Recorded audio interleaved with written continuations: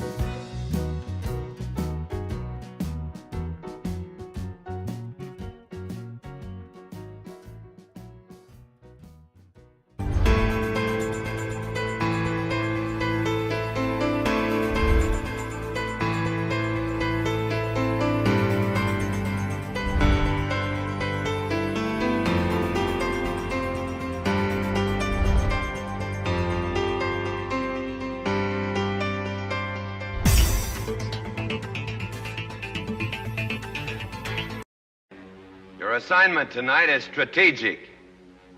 You can't give the enemy a break. Send them to hell.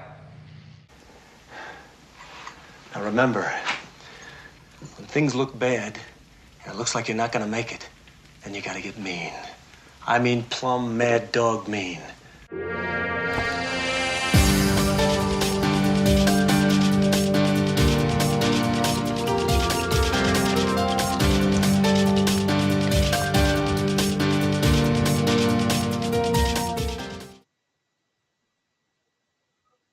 Well, good evening, good afternoon. Welcome to Dwight. Welcome to VP4 TV, and welcome back to VP4 Online.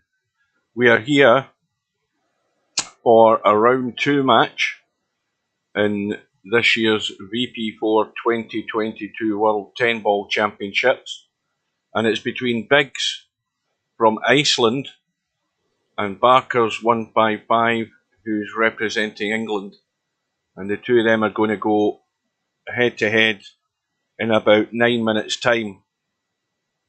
And we had 2 good matches last night. The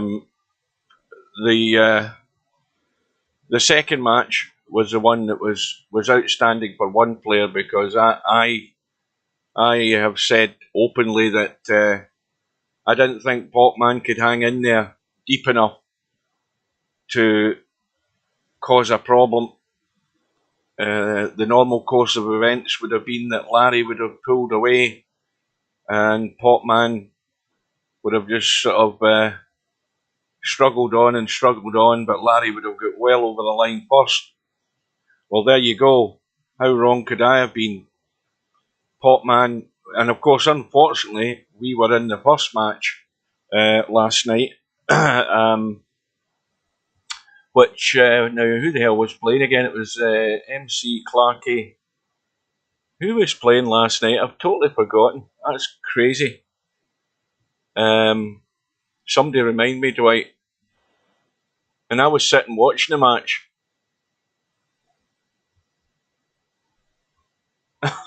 It's unbelievable, my memory. I can't remember who was playing. Who was playing Matt last night? Goodness me. Crazy. It was Machine. And their match went almost to the wire. Machine from the USA, MC Clarkey from the UK.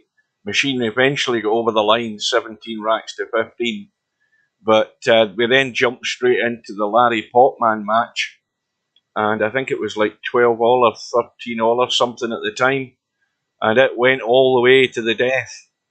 But Portman hung in and got himself over the line. So that is a surprise result for Portman, and he's now through, waiting to play the winner of Paulina 24, who looks fairly capable, who is got a match with Sylvia arranged. Now, talking about matches that have been arranged, just a little second. That's not the button. Hang on a minute. VP4 TV. Here is a list of scheduled upcoming matches in this year's VP4 2022 World 10 Ball Championship. I will try and stream as many as I possibly can, although time zone differences will be an issue. I must thank those players who take this into consideration when arranging their matches. Please subscribe to my YouTube and Twitch channels to join in the stream chat.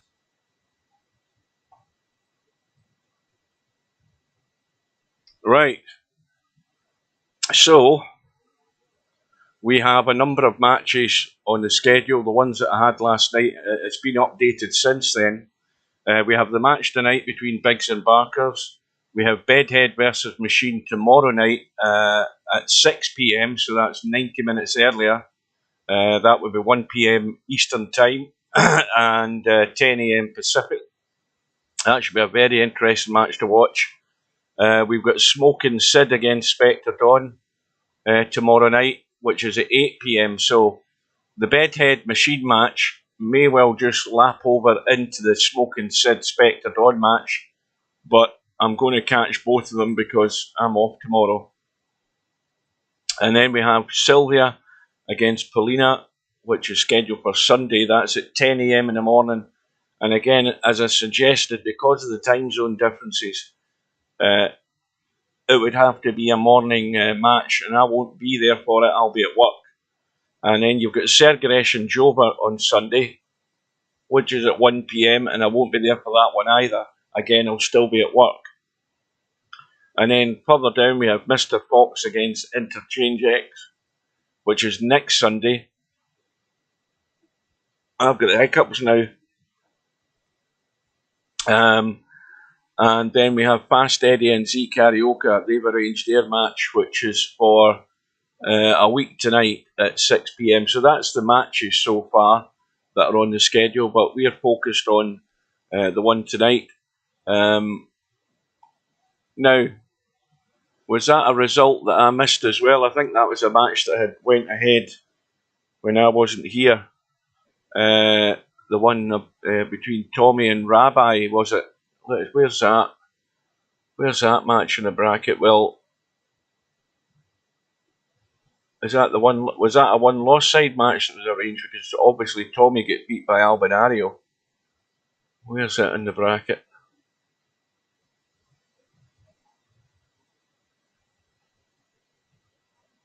Can't see it.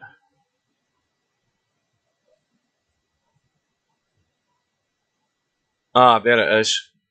Tommy has beaten Rabbi by 13 racks to 2, so it was always going to be a fairly comfortable win for him, so he's through. Mal, having forfeited his match with Bedhead, is still in the one-loss side. He hasn't forfeited that one, and he'll have a very comfortable win against Little Wolf if he does play it. What else have we got? Well, MC Clarkie's going to have to wait a little while because Slim and Bullabog are going to have to play. That'll be a good match. Again, Slim's going to be a strong favourite for that one, so there's a possibility of a UK-USA match again. It will more than likely happen. We've got Chiku is going to have to wait on somebody coming through, I believe, from the winner's side. But we have Larry matched up against Hairpig. Now, Larry's under a fair bit of pressure now to survive longer than he has done in the winner's side, because he's got a tough match against Hairpig. Hairpig obviously hoping that he plays a bit better than he did in his winner's side match, but he's good enough to cause Larry problems. Power Slams there, again waiting on results coming through. Ice Age is going to have a little wait because that match has to fill as well, so it's taking a little while to move on. You've got Cobra lined up, waiting on another loser coming through, and Mooncake and Gracelate are matched up, and I think that is about it. Sharky 9 there, so there's a lot of results to come through before the one-loss side bracket will move on. Yeah, I think there's not a lot needing looked at in the one-loss side for the moment. So, where have we got to? Well, we're almost there. I'll just check Discord. And good evening to Steve. Good evening, Hugh. Now, I hope you realise that that Wanwa has been sitting in that room for more than half an hour. Steve Sleeve is the guy who was playing. He's moaning because Steve Sleeve isn't shooting the ball, and I went in there, and Steve Sleeve was in there playing with him. So I don't know. So, well, maybe he had to go to the bathroom or something. Who knows? I went in and told him, and I said, "Look, the guy might have been called away in an emergency, and he's wanting an admin to kick him because he doesn't want to lose his points." And I told him he was an idiot. I know. That's it's like. He complained when I reset some of the stats. Oh yeah, you go. The thing is those stats drag his rating up and make it so that anything he plays handicapped, he has too high a rating. Of course. Like I say, you can have the highest rating you want, but you've got to play. And of course, when he's been in these big tournaments, he's fallen flat in his face. He can't back it up. Anyway, that's another thing. Well, the good news and the bad news before this match, well, I think it's just about to start, but before it starts, just to let you know, VP4 TV 9-ball league team has been changed. Matt wanted to take a break. I haven't sacked him. I haven't booted him. I listened to what he had to say, and I have a substitute in place, and it has all worked so far. Steve-O is now going to be in my team, and I've thrown him in at the deep end for this Saturday. The room is up. Let's get in. Oh, so what's the bad news? No, there's no bad news so far because I added him today, and everyone doesn't. Oh, I thought you were going to tell me bad news. No, it doesn't seem to be broken. It's all good news. So, BIggz, for people who don't know, was formerly known as Big E. He's from Iceland. That I do remember from VP3, and he has not been around VP4 all that long. He's come back to VP4 since he left VP3, that is, but I think it was just a few years ago. He's not been here since the start, so I haven't a clue at what level he's at. Well, he may be better than his rating, is what you're saying. Well, I mean, it's still a reasonable enough rating for 10-ball, considering these guys don't play it. Let's be honest, they rarely play it. So we'll find out. Yeah, hi, Cobra. He's on holidays, so probably will have you silent. Well, it might be better that way. Welcome, everybody. I've probably missed somebody. All right. Well, Big Z's breaking from a reasonable kind of spot. And he's got a ball down, and we're going to see right now what kind of player he is, because this is a pretty wide open rack.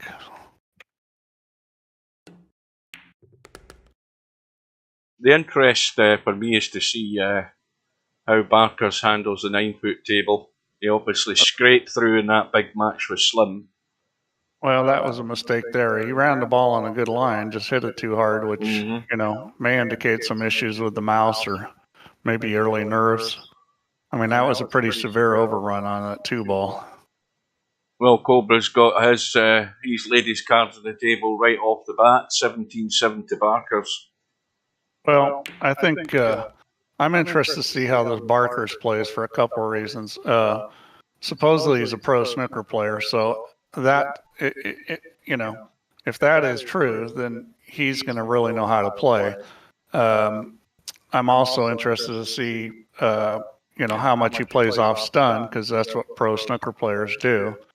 And I'm also anxious to see how he's adapted to VP4, because there's a process here to get used to playing this game.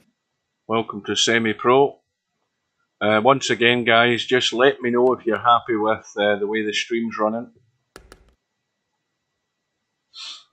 Well, he had a little boo-boo on the draw, but he's recovered. And he's a little funny here. This is the shot. I would go forward, and that's what he's doing. I would put left English on it, and he's not. He hit that like a snooker player. If that's what he knows about playing, he's going to have to tweak that, because he didn't want to be on this side of the 7. It was easy to get, more straight by just putting left English on it. He put straight top. Yeah, now he's putting a little bit of right English. He's got to get it around that, and all he had to do is hit it really hard enough. Now, a lot of people don't understand that ball's not going to hit. They think it will.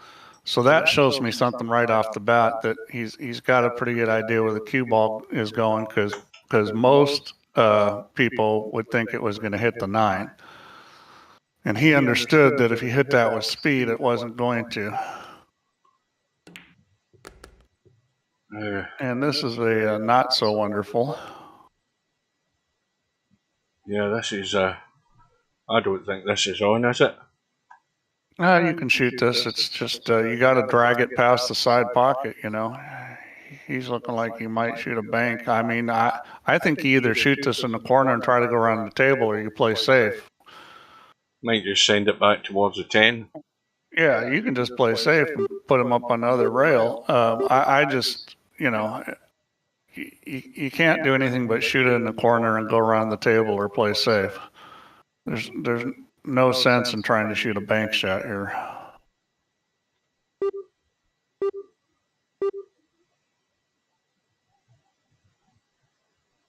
Just on that point of... he's going to call the bank. I think if you shoot this, you almost have to bump the 10, which I think is hard to do. Well, he's tried. He's tried the bank. I presume that was an attempted bank.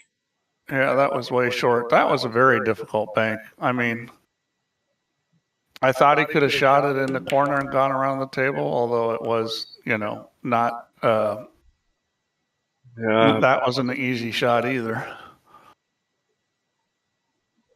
I think he didn't want. He just didn't want to give up the table. I would have played safe. He'd have a far easier safety shot than he had in trying to play the bank. Yeah, he could have played safe and maybe not got the cue ball all the way down to the end rail, or another shot he could have played. He could have played the 10 ball, tried to bank the 9 into the 10, because the 9's going to stop if you hit it pretty good. I thought that 9 ball was going to block. A couple of balls in the break. The 4 ball and the 8 ball's gone, and all right. Well, he's got a shot in the 1. Here's another good one. Let's see what he does here. Yeah, because you got to dig out of there. Well, now, if he goes, going to go forward. That's the easiest. He could brush the 9. He could brush the 9 and scratch. I was about to say first one of the night. That's a tough shot. Trying to get that to go through there. Yeah, but that was always on. Well, you have to hit it more into the rail, and try to take that out. He could have jacked up and spared it. Yeah, I mean, he must have known that he was going to brush the 9, and I think he just thought he would ride his luck. But I think he might have been able to get by it with just a slight brush and get through if he would have hit the 1 ball into the rail. So BIggz has a chance to pinch this second rack. He pinched the first one, and BIggz could play a lot better than this rating he's got, because he may not have played that much 10 ball, and his rating just may not be that high. Now that said, we do a rating adjustment based on other games. So even if it was real low, it's been bumped up some. But still, if he had like a 2200 9 ball and a 1600 10 ball, it might only end up where it was. I can't remember the exact formula I came up for doing it, but it's not going to bump it just, it's not just going to say, well, he's going to be the same as his 9 ball rating. Welcome to Tommy. Oh dear. Now that's what you can't be doing. Yeah. Well, these guys both have 20th century ratings.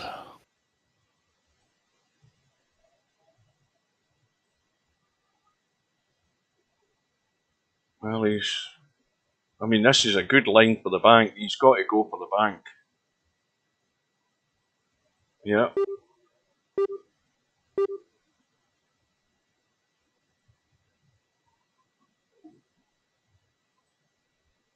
Yeah. No, it ain't going. Yeah, well, that's pretty typical at that angle. You're coming back across it a little, and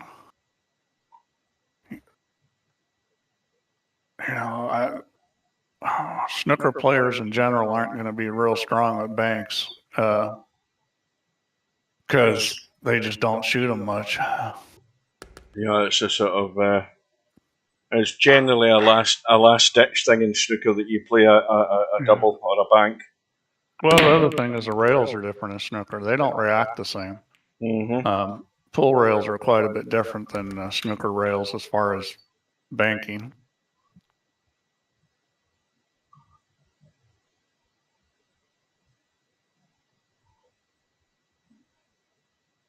Well, this is an interesting situation because this is tricky here.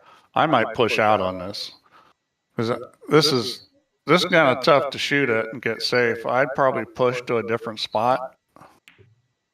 Yeah, see, that's a tough safety. He's hit it very well. Cue ball. Except for that little last part. I mean, He got it. He almost got it.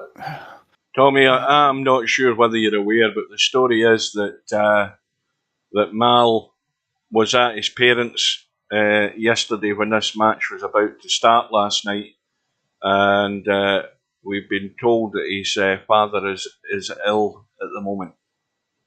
So he's forfeited that first match, but he's still on the one loss side. He hasn't forfeited it yet.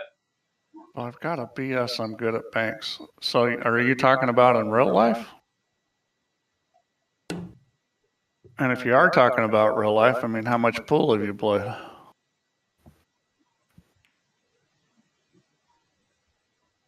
Because, you know, it's just different. I mean, the only snooker banks that I've noticed are the same are the ones that are fairly low angle or fairly straight, where you're just firing them pretty hard. Other than that, they're not that the same. 95% of banks and snooker are into the side pocket. Yeah, the thing is, the snooker rails don't shorten the same way the pool rails do. There's some shortening effect based on the ball sliding, but even that isn't as much. Now I'm not an expert at banking on the snooker table, but I messed around with it enough to know that they're a lot dissimilar to a pool rail. Now, that was a sensible shot there by Barkers. I don't know whether the guys were paying attention, but he knew fine well it was going to be difficult. Now, we were talking about 3 fouls and 10 ball. There's one there, Steve. Yep.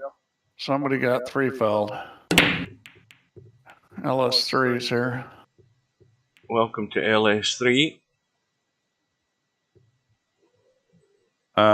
You see already a new comment. I've never seen you play pool.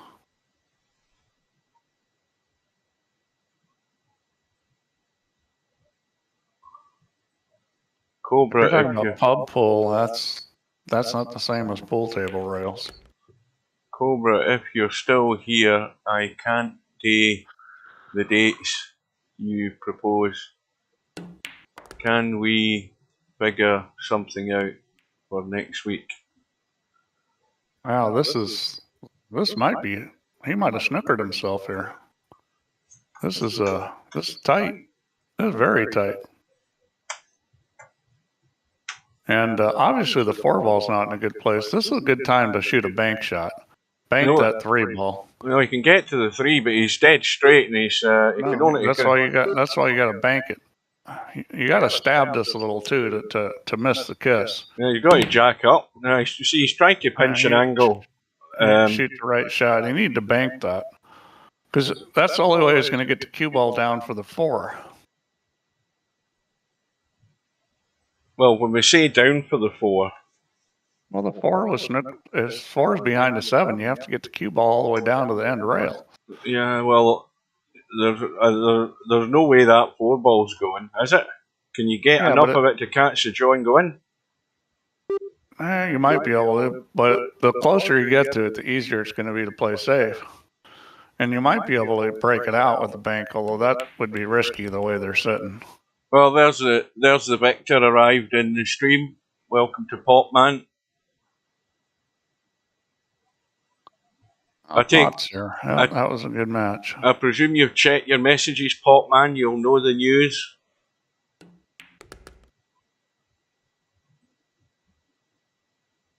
I swear Hugh and Steve are so old they forgot so much. What's Semi-Pro talking about? Well, I have forgot a lot of stuff, that's for sure. But not that much about pool. But I forgot a lot about programming.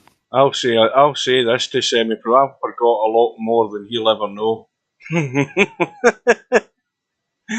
I forget the last 5 minutes. What we're talking about? Ah, boy. Well, I mean, well, this is pretty standard from here, so we'll see what he does. But he looks like he settled down a little here and starting to play better. Yeah, you see, he tried to baby it in rather than running up and down, and that's a poor choice. Yeah, you know, you've got to give it a run to the pocket and then go up and down. You've got all the room in the world to get onto that. Yeah, and well, And it's sort of a VP4 play to try to hit that easy, but you know, in real life you would never hit it like that. look at how far that ball is into the pocket. I don't think BIggz got up and looked at that, and he knows fine well he should have probably went up and down the table to do it. If he tried to massey around and get that, he would have spun in after the 7, so he'd have been better going up and down. Looked like he was trying to play it rail first, and yeah, but it's, you know, you have to get up and look at that angle in the pocket. The ball was right in there and guarded by the corner of the pocket, so the ball was always going to run around the angle. yeah, these shells are fairly deep. Not ridiculous, but they're fairly deep, which is good because you know, the pockets and the rails are, you know, the pockets are pretty big and the rails play pretty easy, so it's nice having that bigger shelf. So we're back all square. Break goes to BIggz. Yeah, a lot of mistakes being made so far. Well, there's been a couple of Icelandic players in VP4. Well, in Virtual Pool, should we say, because the other one was in Virtual Pool 3, but BIggz was there as well. He's certainly one of 2 Icelandic players that I know. Looks like BIggz is in the model planes. Well, that's Keith as well. He's crazy about model planes. Oh, yeah, I see that all the time. I see Keith as. Well, this is interesting.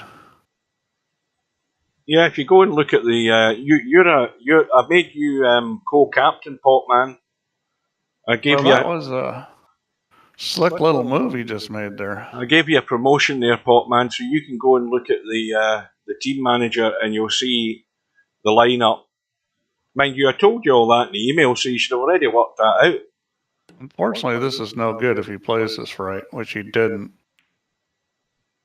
But he may have gotten away with it. I think you can still see the edge of that one ball. Well, Steve's here. He'll answer that. I think it basically allows you to do everything that I do. No. No. The only thing a co-cap can do is set the lineup. Well, that's the answer to that then. So don't be putting me in. Mind you, I sent that email to Steve as well, so he should already have read it as well. Or that message anyway. That's if the messages are getting forward to Steve. You never know with VP4. Well, let's see what he does here. He's coming up a little short on this, it looks like. Yep, just under hit that, but he's okay. It's pretty natural to play this off the 6 and get good. Well, let's look at the angle. Well, I'm convinced it's going to catch that 6. Well, that's what you want it to do. Yeah, but, you want it to catch the 6. But is it going to catch it full enough to hold the line? Well, it's going to go to the side rail, which is fine. I mean, only problem is he didn't make the ball. But, I mean, it was sitting good to play off the 6 and come off the side rail. And now, here's a good line. Around the angles. Back down into the middle of the table for the 3 into the top right-hand corner pocket. That's one way. If you fall short, you would have it into the other one. He's put a lot of English on this, more than I think you need. Yeah, you might run into it. No, he's okay. I got away with it. Yeah, well, he hit it thin enough. I mean, you got some leeway there. More ball, less English. Less ball, more English. So, you know, I mean, both these guys look like they've got potential to be pretty good players. They're both struggling a little bit with some. I think semi-pros mistakes. I think semi-pros on some tincture tonight. He says, I don't know why he said this. He says, can somebody recommend any matches to watch on Hughes YouTube? Well, in fact, I don't know whether I added that match last night to the playlist. I need to double check that. I forgot. No, it's really just the shafts. Yeah. That are different. The play cues, you know, having different play cues is mostly, you know, for looks and style and to show off and all that stuff. Yeah, I'm still waiting to show off my black shaft and black butt Q. I'm still waiting on one of them. You want your graphite shaft? Oh yeah, I want a graphite shaft, and in fact, here's a question to you, Steve. Why don't you? Here's a question. There must be because there was a guy who used to make the cues for in VP3, and then DJ Vivid Andy. He's obviously got the software that can skin cues. Yeah. So why don't you have a rental system or something? Well, because it's, I didn't want to write a custom system because it's not anywhere near as easy as VP3. Yeah. Anyway. I mean, it's difficult to do. I would have had to build a whole custom cue builder, and then it still would have been difficult. And so, if you don't know like one of the professional art programs, it becomes hard to do. I looked at some kind of third-party tools, but they weren't very good. So it just ended up being, no, you can't do that. Well, the attempted bank from Barkers failed again. And a fairly straightish roll in here it should be for BIggz.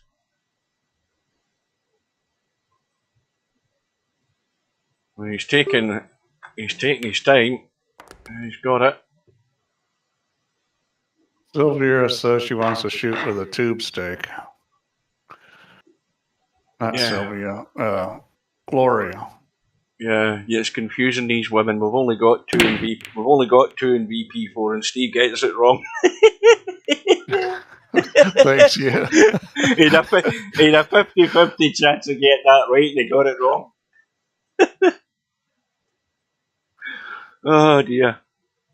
No, we've got Paulina. Oh, but is that Paulina? Is Paulina actually a female? Well, I don't know. We're not doing pants checks here. Yeah. I mean, it's yeah. Where's the cue ball going? I don't know. Well, if she is, she's a pretty capable player by the look of it as well. Yeah. I get the impression that she is, but, I don't know.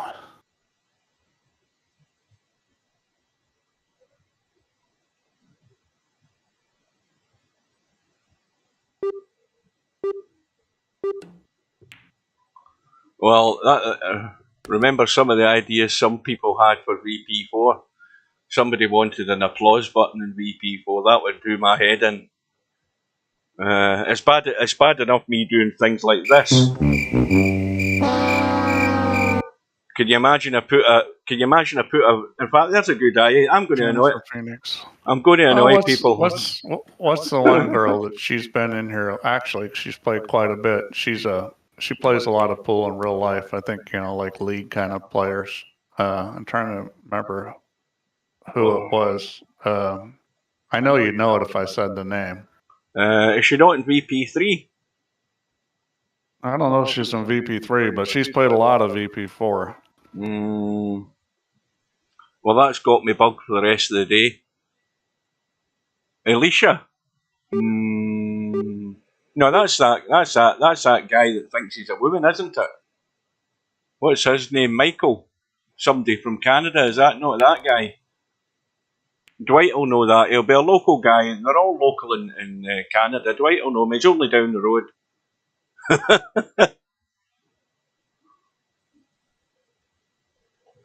Paulina is a man from Philippines. Well, that solves that query. We'll go by that. I'm trying to think of her name. I think I know who you're talking about, Steve. But like you, I haven't got the memory that I can file through the memory bank and come up with the name. Usually takes me 2 days before it will suddenly come into my head. The one I'm thinking on was in VP3 reasonably regularly back in the day.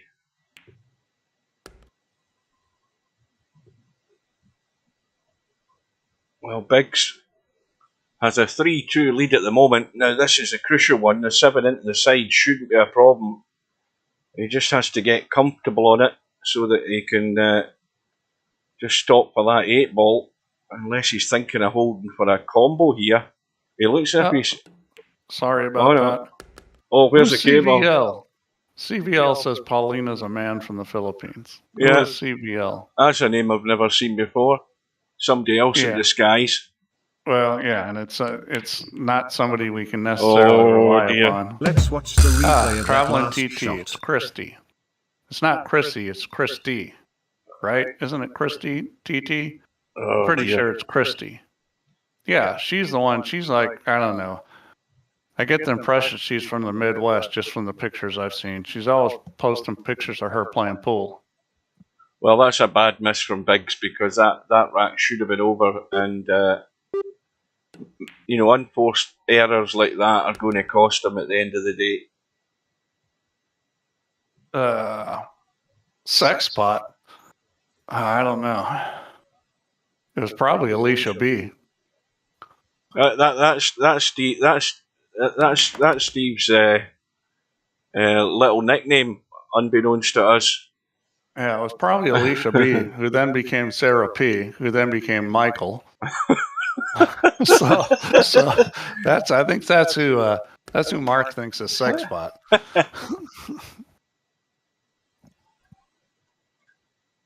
Yeah. So just in case anybody wants to know why Michael's not around, he sent me a message saying, people are bashing me because I'm gay. I don't know. He complained about a few names and said, Steve doesn't do anything about it. I'm leaving VP4, which was fine for me with me because he just caused trouble. I don't care if he's gay, but he just was a troublemaker. There was so many people that got pissed off at that guy, girl, depending on, which player he was at which point. Oh, Stubb got in there quick, Steve, while your back was turned. He came in and typed Noobs K and then ran. Oh, I know who Shaz is. Yeah, Shaz used to be a moderator. Sharon. No, not Sharon, Shaz. Oh, that's somebody else. I know. She was never a moderator. If you're talking about Sharon, no. No, Shaz is Sharon. That's a real name, is Sharon. Yeah, but Shaz is Shaz is the one from the UK, right? Yeah, she's from she Southampton. was a moderator. I'm thinking there was another Sharon that was an American that was online too at one point. I'm an old CVL says, I'm an old VP player since 1997. I used to play VP2 on Cali in 96 to 98, 99. My nickname was Pele. I remember Pele. Yeah, unfortunately, only Pele I remember is the real one. So, Pele is saying that Paulina is a guy. Are you just saying that, or do you really know?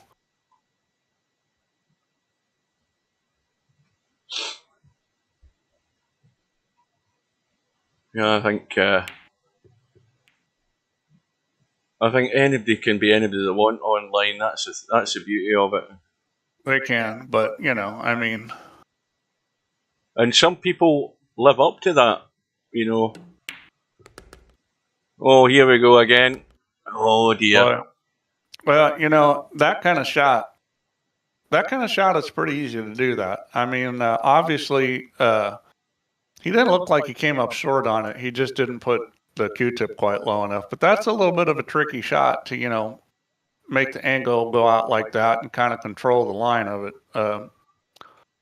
That's the kind of shot that, if you don't have a good feel for the table, it's pretty easy to do what he just did. Nice little window to get on the 4 ball, no problem there. All right, well, that was a snooker player shot, a little stun over. I love people that can play in real life. I mean, I had never played Les. Goodness me, Steve. Let's watch the replay of that last shot. That was crazy there, huh? That was a snooker player shot. But Les is a pretty good player, and Gary B was a pretty good player. I never played him, but I've seen him play. Gary's very capable. I did get to play Steve Davis. He was a good player. And I'm trying to think who else I've played that was on VP. I played Steve Daking. Steve Daking, he was in town for some convention. Steve Daking and I got together at Hard Times and played some pool. Let's see, who else have I played? Well, I played a lot of the guys that are actually on the offline, the characters on the World Tour. I played a lot of those guys. My goodness me, I'll tell you something. Let's watch the That's replay just, of that last shot. that's just turning the cue ball there. You got to be a little careful when you're putting that much top and English on it. It's real easy to turn the cue ball because it's going to throw. If you get it to curve too when you're putting outside on it, that's what ends up happening is you overcut the thing. Yeah.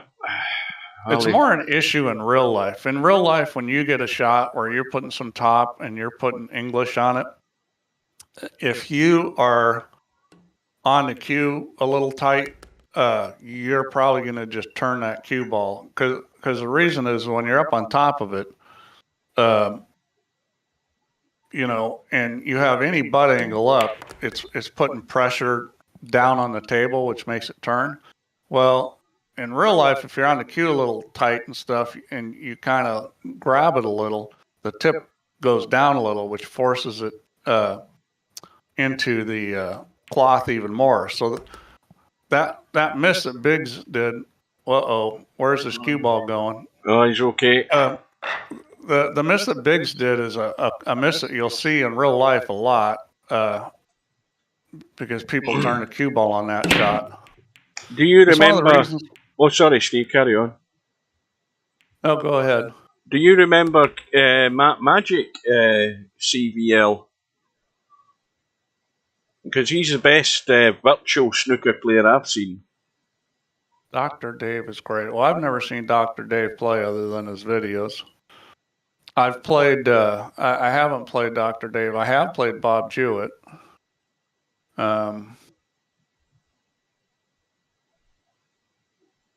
Jewett's an interesting fellow.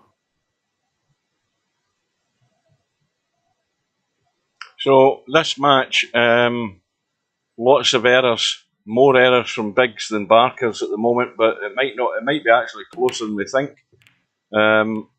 Slender lead for Barkers, 4 racks to 3, but far too many errors to suggest that either of them are going to stay the distance to the deep end of this tournament unless either of them pick up big time.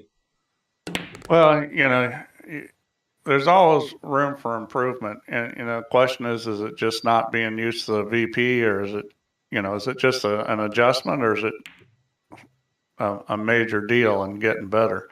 Because I see guys shoot shots like that was a really well played shot right there, and it looks like, gee, this guy can play, and then he does something that's not so wonderful. So kind of seen that out of both of these, and unfortunately, pool's a game where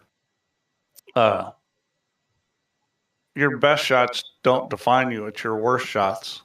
And what I mean by that is, you can make 3 or 4 fantastic shots in a row, and it doesn't really matter if then you dog some easy ball or you scratch, or it's you can be 90 percentile on pool, and you're not a very good player. Cue ball. Because 90% is, that's probably a B player being 90% on execution. Well, the billiard. Yeah, he's got a lot of good information on his site. Easy billiard by the look of this.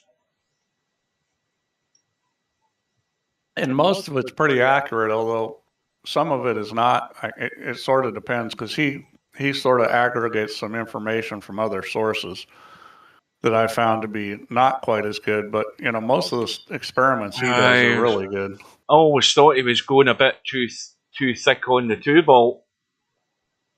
Yeah, and that's a common thing with a billiard is people get too thick. Well, Well, the one thing you've got to do with this shot is make sure the 2 ball stays down this end of the table, somewhere in amongst the 3, the 4, and the 7. Although you might be in trouble, but this is a knowledge shot here, and that just shows good knowledge right there, because that's not that hard a shot. You know, it looks like it is, but if you understand the line of cue balls going on, that's not a hard shot. And you know, good players are going to get there every time, except if they, you know, are having trouble getting the table down. Right at the start there, I thought he was looking to duck there and send the 2 ball down the table. So he's now made his decision. He can do the billiard now. I'm telling you, this guy plays better than he showed, and I think it's the same sort of situation with Barkers. He's calling the 10. I was thinking for a second, you just got to hit this real thin. That's all. I mean, it's just a thin shot. Oh, you missed the 5 completely. Well, he tried to hit it real thin. You know? That's thin. Well, you know, part of that's just where he got with the cue ball. He wanted to be, you know, you wanted to be further out with the cue ball, and then it's an easy shot. When you start getting, you know, more in line with them, then you have to hit it real thin. And,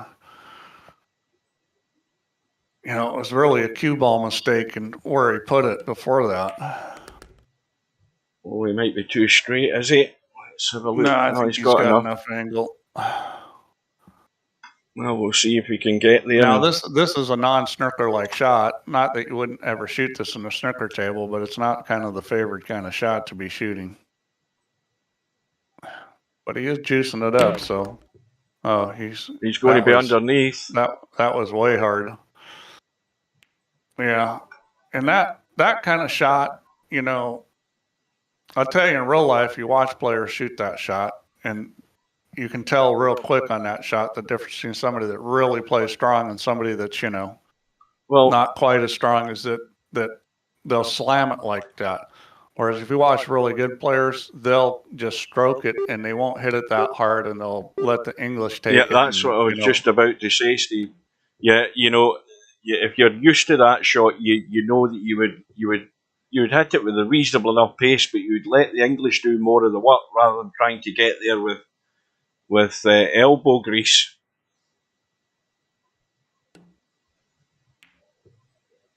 And so it's another one pinched back for BIggz.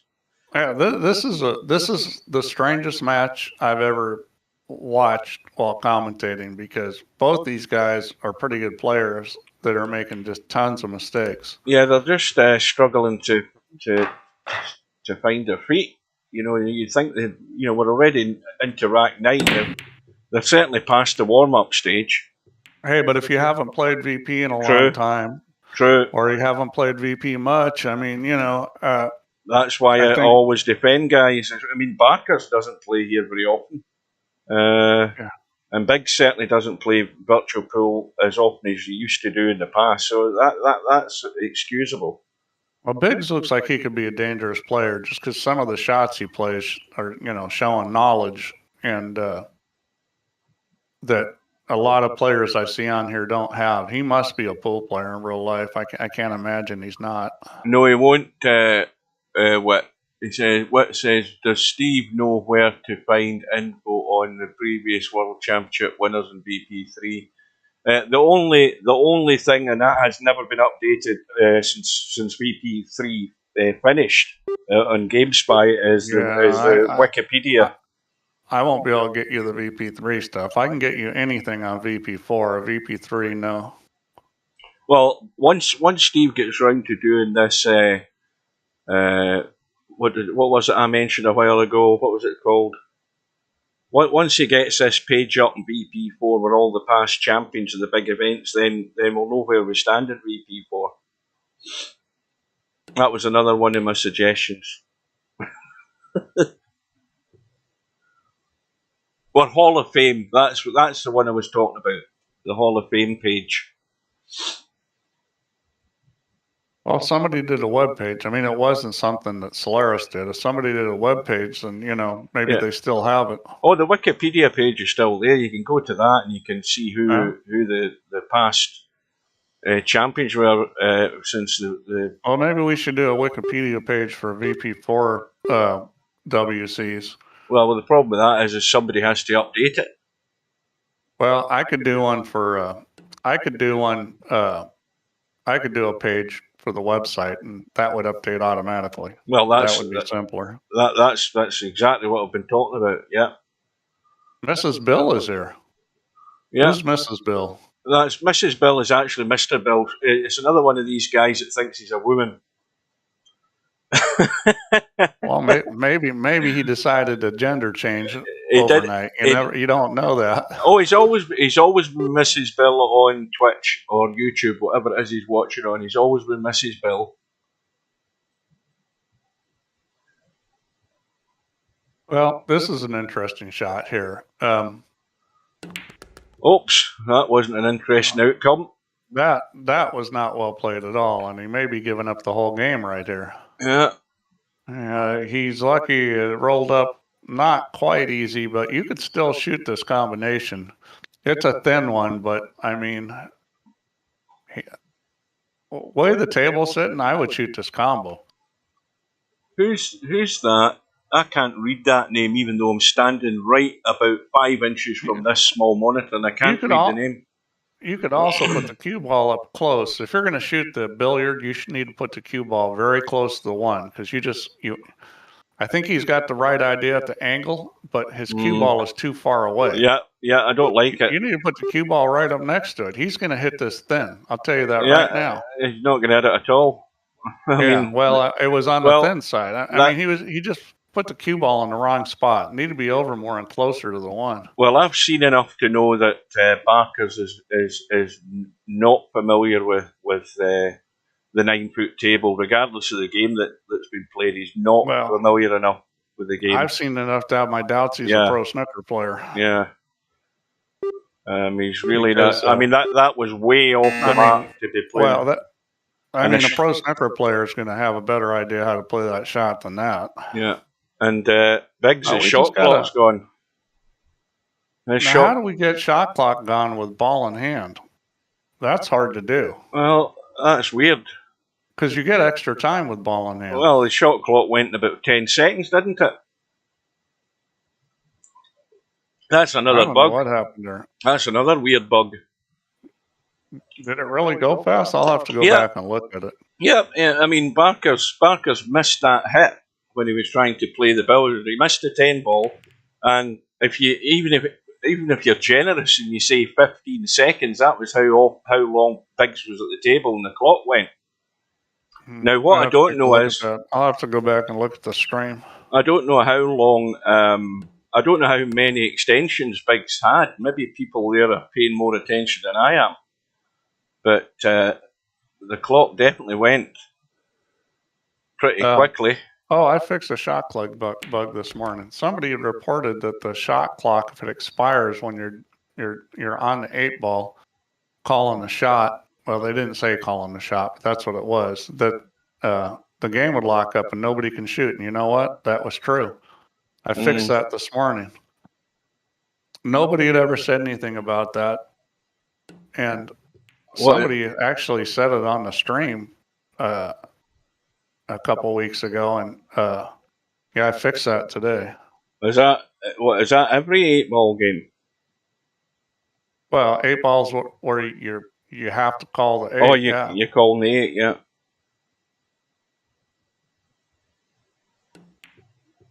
So, for example, world rules, that problem exists.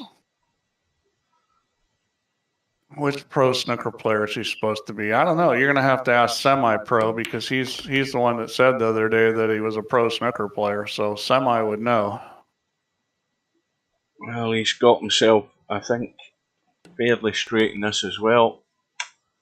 He's trying to get out far enough for it on the side, and that's not comfortable. He's now putting right English on it to check the rail and come back into the table. I'll tell you, he Cobra said, I'm gonna disagree with Cobra's prediction after seeing this stuff. I don't see any way that Barkers was winning 17-7. From what I've seen, Barker's going to be lucky to win. Now is he trying to nail it? See, that's a poor shot. Oh, that's a terrible shot. That See, is, that's just giving the Let's game away. watch the replay of that last that match. is really poor. I mean, even Yeah. I would have played that a much better shot than that, I can assure you. Well, I would have locked him up on the 10 ball. Yeah. Yeah, you can't be doing stuff like that. Yeah. And that's just handed it right on a plate. I mean, this is dead straight, so he's got to watch the touch. So he's doing the old VP4 escape route, the big draw and let it run. He's still a little bit short for comfort. This is going to test him. Semi-pro, I can do as much judging as I want. Doesn't mean I'm right. There's the cue ball watch going. Out. Watch out. Well, I told you, never get as square like that on it. It's never comfortable, and you've got to watch the line of the cue ball because you're hitting a plain ball to make the pot. You daren't put English on it, and the inevitable happened. And another gift on a plate. I was just voicing my opinion based on that shot shot. Whether he used the VP or whatever, if you understand how to play the carom, he would have never played it the way he did, which makes me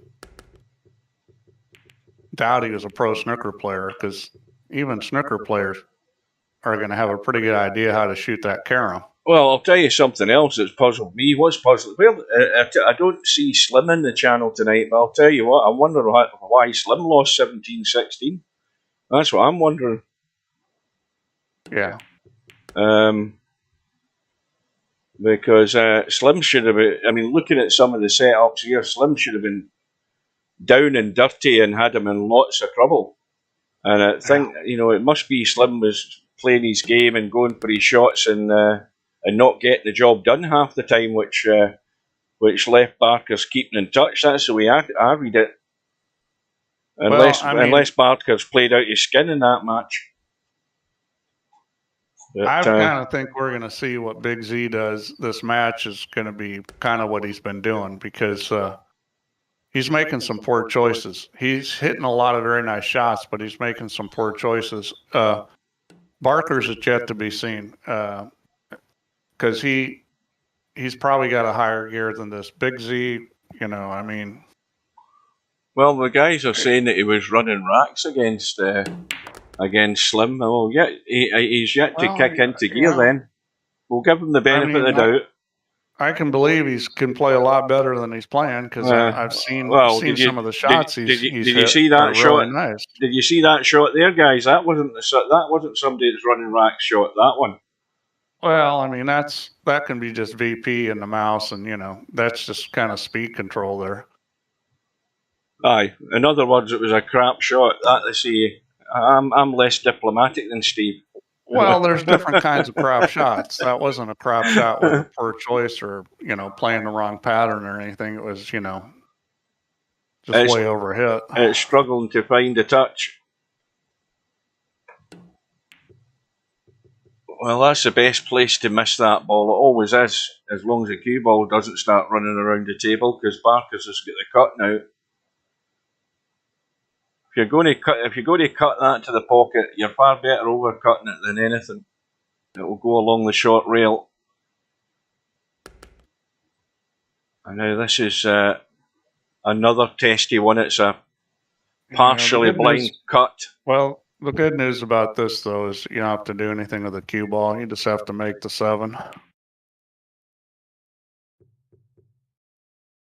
Oh boy, yep. That angle, the pockets aren't as big.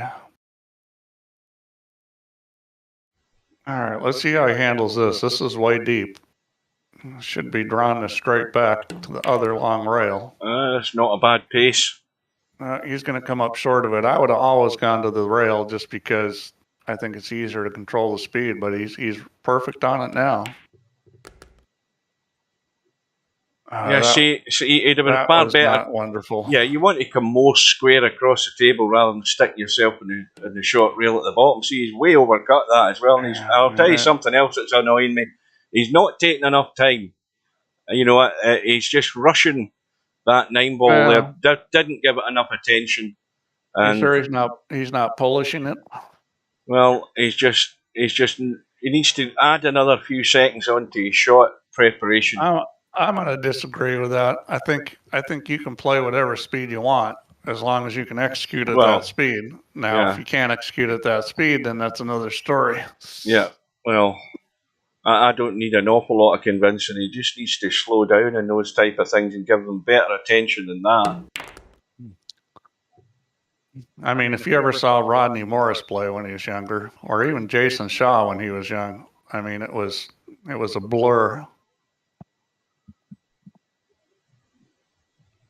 No, I jinxed. Did you hear about last night? I went into the nine ball Scottish doubles went on, and it was Slim and Stefan, and I can't remember who they were playing, but I popped just before I went to.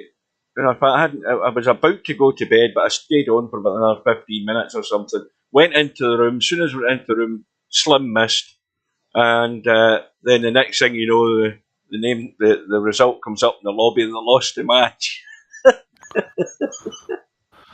Well, Lou Butera for sure. I mean, he holds the record, and you know what? I mean, it's so ridiculous. It's hard to even believe it that he ran 150 out in competition in 20 minutes. Mm-hmm. And you got to understand, in these competitions, they have a referee that has to rack. So that's 10 racks plus the time it takes for the referee to take the balls out and rack them. And you're probably the best part of a minute and a half if you're for racking the balls and checking the rack straight and everything. It's probably not that long. No, it's probably 45. Oh, dear. It depends on whether the ball. If the balls want to rack, well, maybe 30 seconds. It could be 45 on some, but I mean, it's a phenomenal number that somebody could do that in competition. Really is. I mean, if somebody just told me that and I'd never seen them, I wouldn't believe it. That VP3 video, Steve, it's still on YouTube. If anybody who's doing nothing at the moment, go to YouTube and type in Machine Gun Lou Butera VP3, and you'll see him doing his demo video of running a rack in about whatever amount of seconds. He's running a rack in under a minute. Yeah. But I mean, that's literally the pace that he plays in real life. And he's not, let's just put it this way, he's not slow. Yeah, he was something else. And the other thing as well is you look at the guy and you think that guy's got to be 60 years old at least. And he's flying around the table. He wasn't quite that old at that point. Trying to think how old he was when we did that. 59. He was getting pretty close to 60. But Lou and I were good friends. Nice little combo.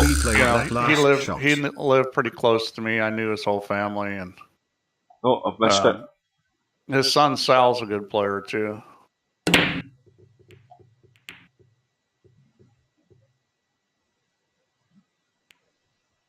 That's a copyright infringement, Steve. That's a copyright infringement, that video been on YouTube. If he was big, big break in the U.S. I don't understand. You mean big break like as in golf big break? No. It's some speed thing. No, who typed it? Who was it that said that? That was LS3 that said that. LS3's talking about, I presume she's talking about she's talking about this guy, or this is one of the guys, if I can find him. Where is he? Hang on a minute. Where's the cue ball going? Some kind of speed pull thing or something? No, money? It's actually a game show that we had in the UK back. I know that guy. Back in the 90s. That guy was like an actor or something, wasn't he? No, that's John Virgo. He's a former professional snooker player. Oh, he looks like an actor. John who? John Virgo, Virgo.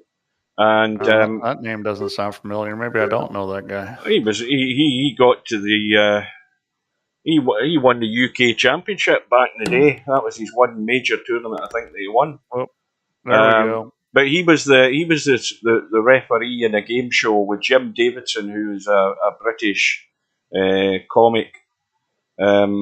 back in the day, and they had a snooker game show. The professionals would come on the show. There'd be two professionals. They'd be with a member of the public, and then they would answer questions, and then the players had to do certain things on the table, etc. I think that's what LS3 is talking about. Barkers is based on the comment in the lobby. He's a little unhappy the way he's playing, and I can understand that because it hasn't been very pretty. But you know, maybe he'll get something going. That's the thing about this game is, you know, you can always get that switch turned on at any time. Well, it looks pretty good for the 8-10 combo once you roll the 7 in. That's what it looks like from here. Yeah, he's got a ways to go before he gets to that, but yeah. Let's see, this I don't understand. I don't understand why he didn't stun that over, because, I mean, I guess he's thinking the 9 ball is going to cause him a problem if he doesn't get right on it. So I can understand why he did that. That's actually probably a pretty good decision, because if you didn't get right on that 4 ball, that 9 could have been a problem. Oh, now let's have a wee look. I came up a little short on that. This is a little tricky here. I mean, I would hit this a little inside just in case I'm going to hit the 10. And then go at the shot. Well, you need to hit it with the pace as well then if you're going to go that way.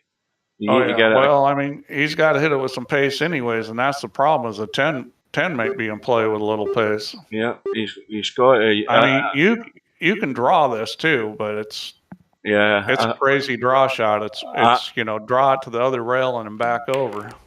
Well, he's took a big risk there, a huge risk, and he's landed on it. Hit and hope play there. Yeah, I mean, he knows he should have put that, like what you're saying, Steve. You know you're going to hit the 10, so put some left English on it, so you spin off the short rail and go to the long rail and come out. Well, this is going to be interesting because he'll be able to shoot the 8, but it's going to hit the 10. So this shot's a little bit tricky because, you know, this is the same sort of thing. You can get this to the end rail. You need to put right English on this. I think he is. Yeah. Now you just got to get the pace right. Well, where's the 10 ball going? Where's the 10? I think he's fine. Yeah. Well, that was a good thing he got the bump on the 9, or it was going to cover it. Maybe. He's had 2 lucky rolls so far in this run out. Yeah, but at least he understood how to play that shot. I mean, that's the thing is he played it the right way, and he had to get a little bit of a roll there, but at least he played the right shot. He doesn't want to try and pinch too much. He just wants to let this roll out like that. Well, yeah, I mean, if it was Lou playing that game, yeah, he'd be pretty good, other than the fact that he didn't play snooker, although I think his stroke would have been pretty good on the snooker table. I've never seen him play snooker. He didn't come in and play much when I was playing. So we're back all square, 6 racks all in this race to 17. BIggz breaking off in rack number 13.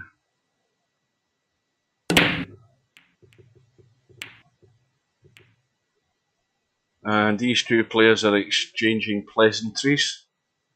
I don't like that. See, I mean, this is just me. I don't go for all this. So you're playing well tonight, stuff. I'm focused on what I'm doing.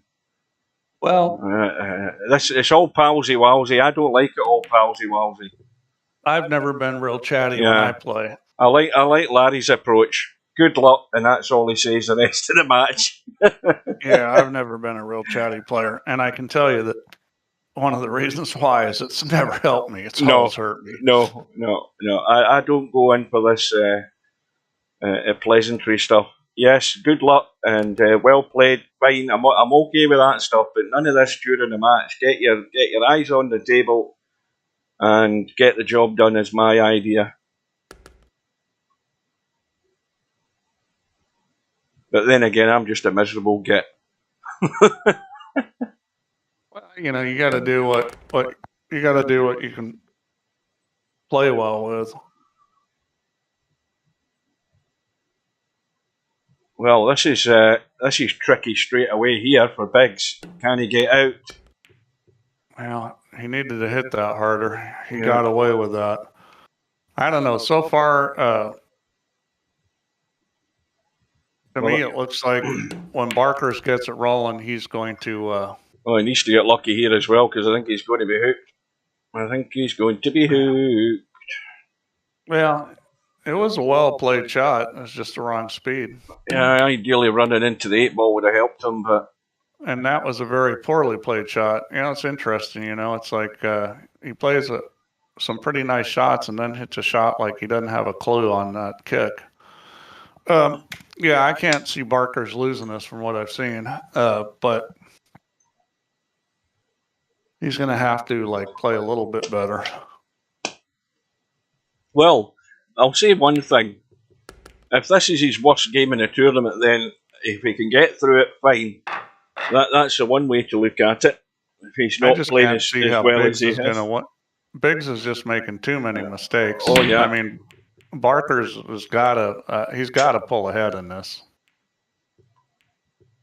Well, he has a 1-rack lead. The break is dry. Well, but there's no shot on the one. Well, you can shoot in the side, I think. I think it will go in the side. Yep, there's enough of that to cut it in the side. There's never been an 8-ball world rules. Yeah, there's been an 8-ball world rules, Pop Man. There's been a couple of them. Was it not 8-ball? What was the 8-ball that we had? We had an 8-ball. Semi-Pro will tell you what one it was. We had an 8-ball on the toy table. You know, the bar table. What tournament was that? Semi-Pros, he's already answered you. Was it 8-ball bar, Popman's saying? I don't think it was 8-ball bar. Steve will remember. Well, maybe Steve probably won't remember. But we've certainly had an 8. We've had. I'm sure we've had one at least.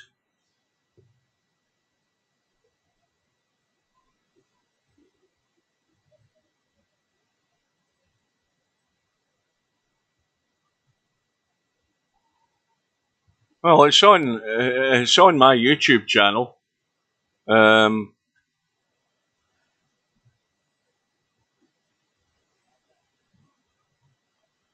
would need to go and look at it to see what game it was. So here we go again. Ball in hand for BIggz. And again, the simple things are getting a line on this 6-ball to get the cue ball out into the table, I would think, for the 7. Well, the first part of that has been complete because he's got a nice angle on the 6. Oh, he's trying to cheat too much of that rail again. And it's to me, it's just a wee bit sloppy, the way that BIggz is playing some of these shots.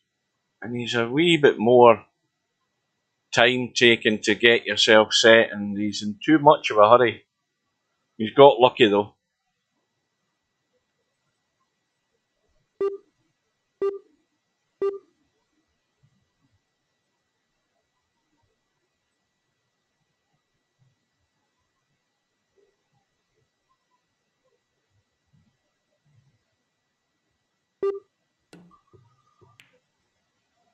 Oh, it's not going to get to the rail. It was a pretty good shot, but no legs in the 6-ball. And BIggz again is getting a second bite at the cherry to square the match. Now he needs to watch. He's not.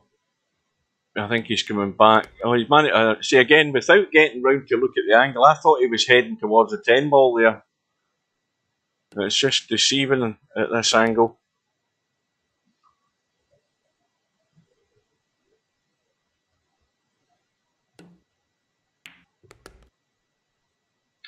And that's, well, almost overhit.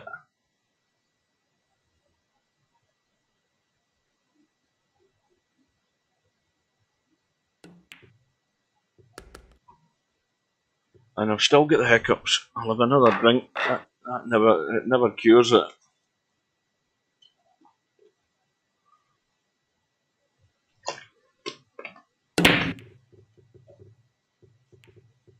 So rack number 15, break off from BIggz is dry. And a cut on the one. I think he needs to leave it long in this 2-ball, because if he lets the cue ball run, he'll run down towards the 7-ball. He'll finish the short side of the 2. But does he want to do that? No, he doesn't. I think he's done the right shot there. He's left a longer cut, but it leaves the cue ball wide open for the 3.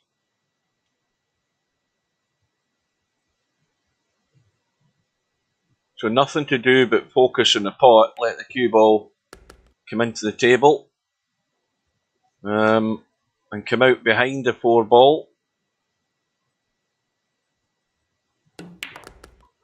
Oh, he managed to hold it and come back. That works just as well.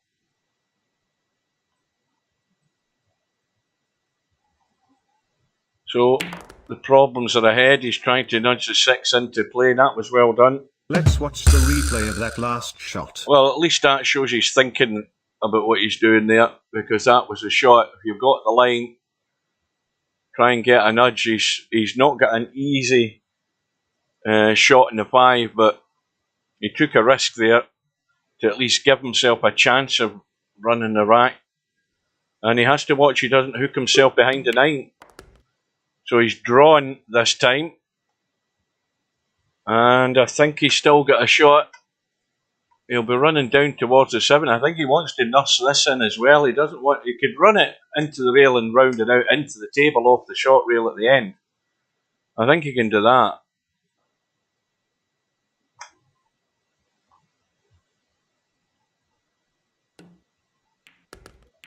Yes, well, he's actually, the worst things happened.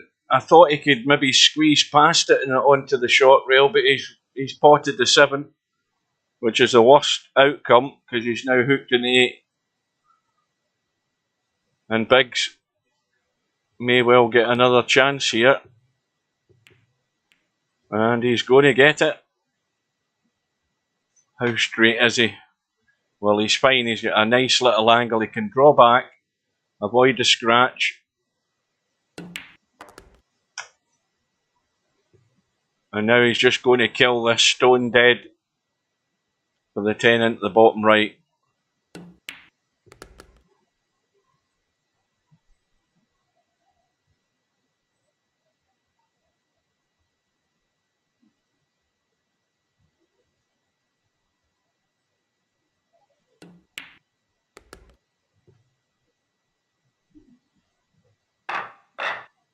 So, the break back to Barkers, trailing by 8 racks to 7. And, well, this looks like the pattern of this match, and unless somebody finally gets a grip. It's just sharing racks between one another. Ball in the break, 6-ball is gone. I think he can get enough of the 1 into the side. Yep. 2 and 3 in the open. Now these are the type of racks that Barker should be running out here. This is the stuff where there's no problem in the table. You've just got to move that cue ball into the spot. And this is the one that's going to clinch it, because we know what can happen here. He can hook himself behind that 7. He could run into the 9. Depends what, how he sees the angle. So he's got to be careful. He's avoided the 9. And, well, he's going to have to kick this in. The 10-ball has covered it. Yep, he's going to have to use the rail.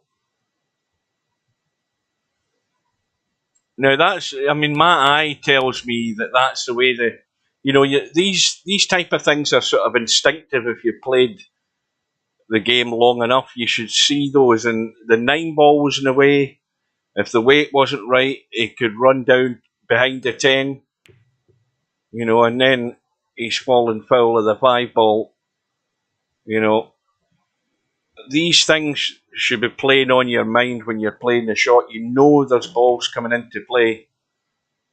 And, well, that was not easy for BIggz, and Barkers is going to get another go at it.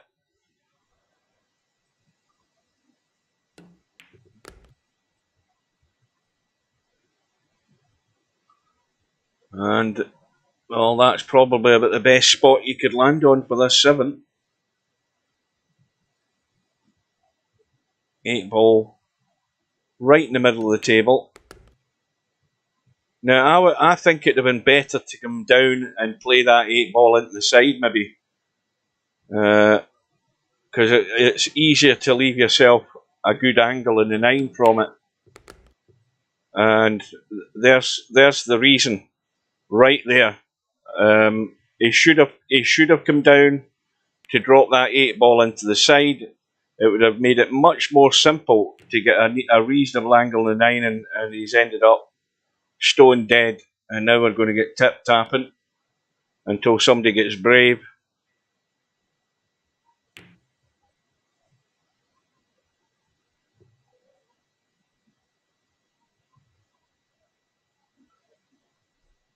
Yeah, there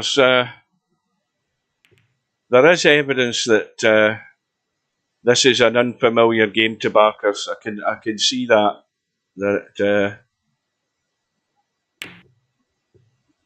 he's not played. Well, for that matter, he doesn't. I doubt very much he plays 9 ball or 10 ball to any degree, and you can definitely tell.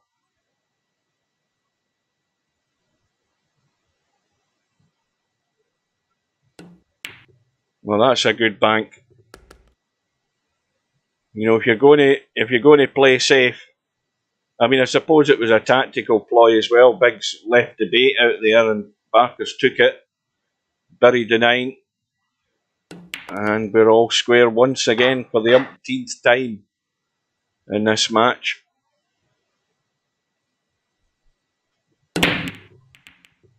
Okay, I'm back. The Sorry break about off that. from BIggz. The break is dry.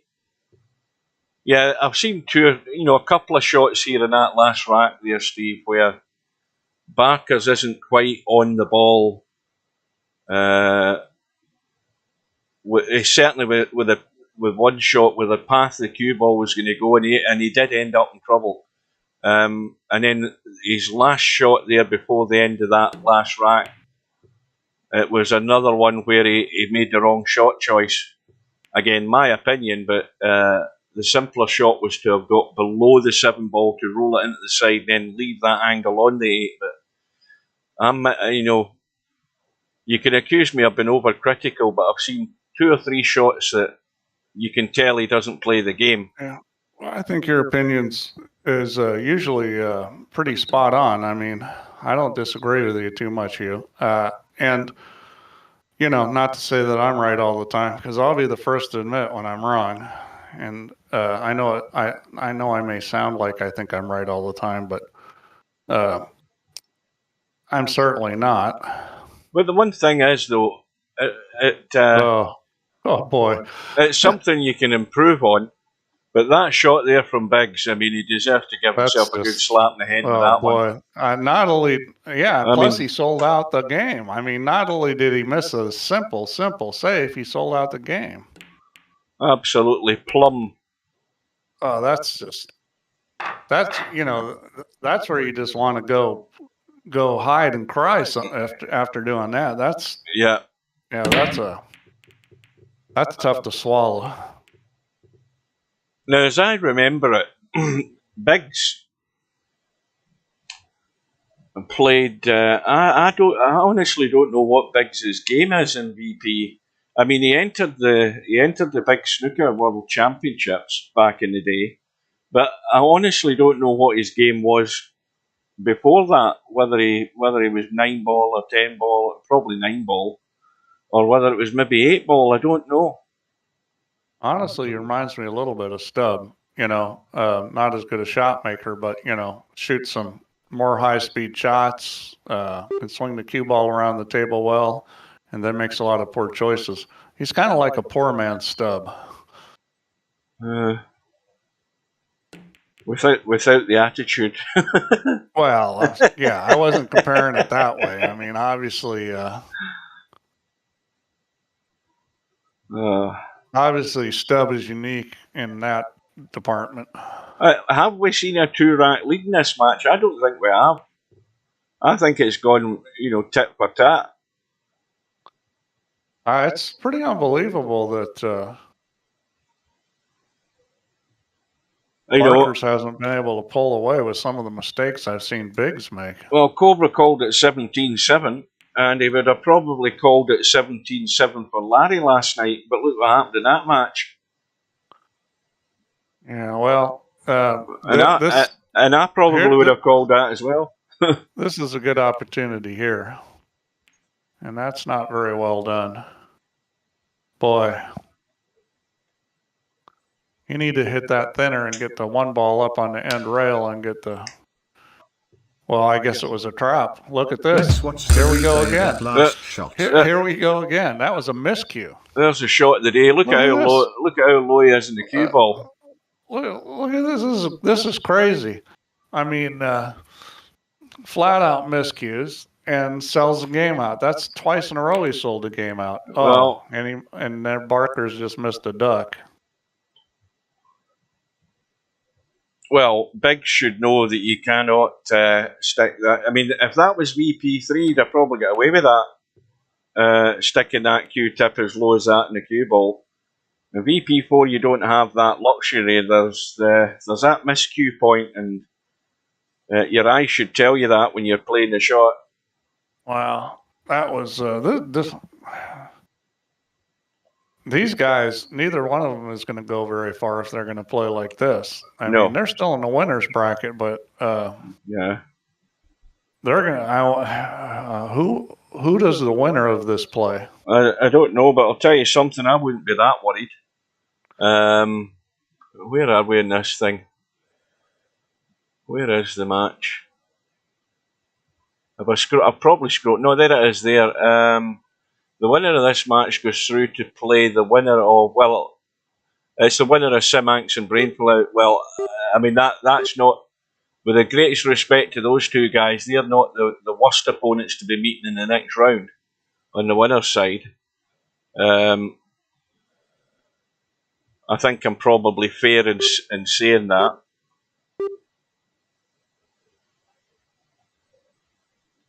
Well, here we go again. BIggz has done this before, letting all his time run down. I don't know what he's doing.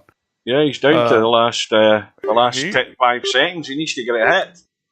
He must have gone away from the computer, and that's not this. Maybe he's doing something else at the same time right now, because that's about the third time I've seen him do that. Well, he's cut the one, he's ran into the two, set it right over the pocket. So he's got something else going on besides playing virtual pool right now, it looks like. Yeah, he's distracted. Of course, this rack is a long way from done, considering where the 4-ball is. Well, this is a tricky shot here. Very difficult to get it to come down table, and there you saw it. Yeah. And not easy to get the cue ball away, but he's managed to get the 4-ball away, and this, if it keeps running, is not the worst outcome in the world. I thought he had a chance to play safe there. We got a lot of blockers in there. He's not completely safe though, so this is hit too easy. That's hit too easy. Well, Z Karaoke said got away with it. Z Karaoke says he's not calling the shots. Well, I haven't seen anything that's non-obvious that he's not called. Oh dear. I'm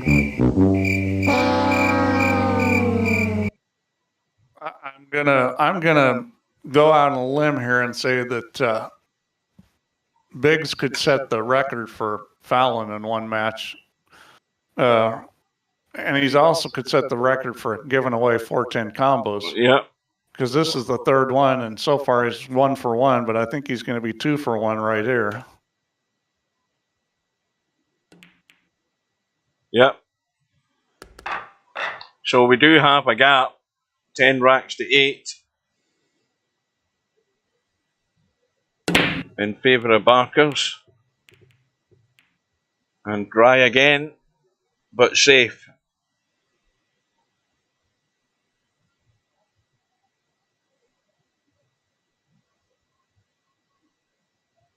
But it's snookered than the one.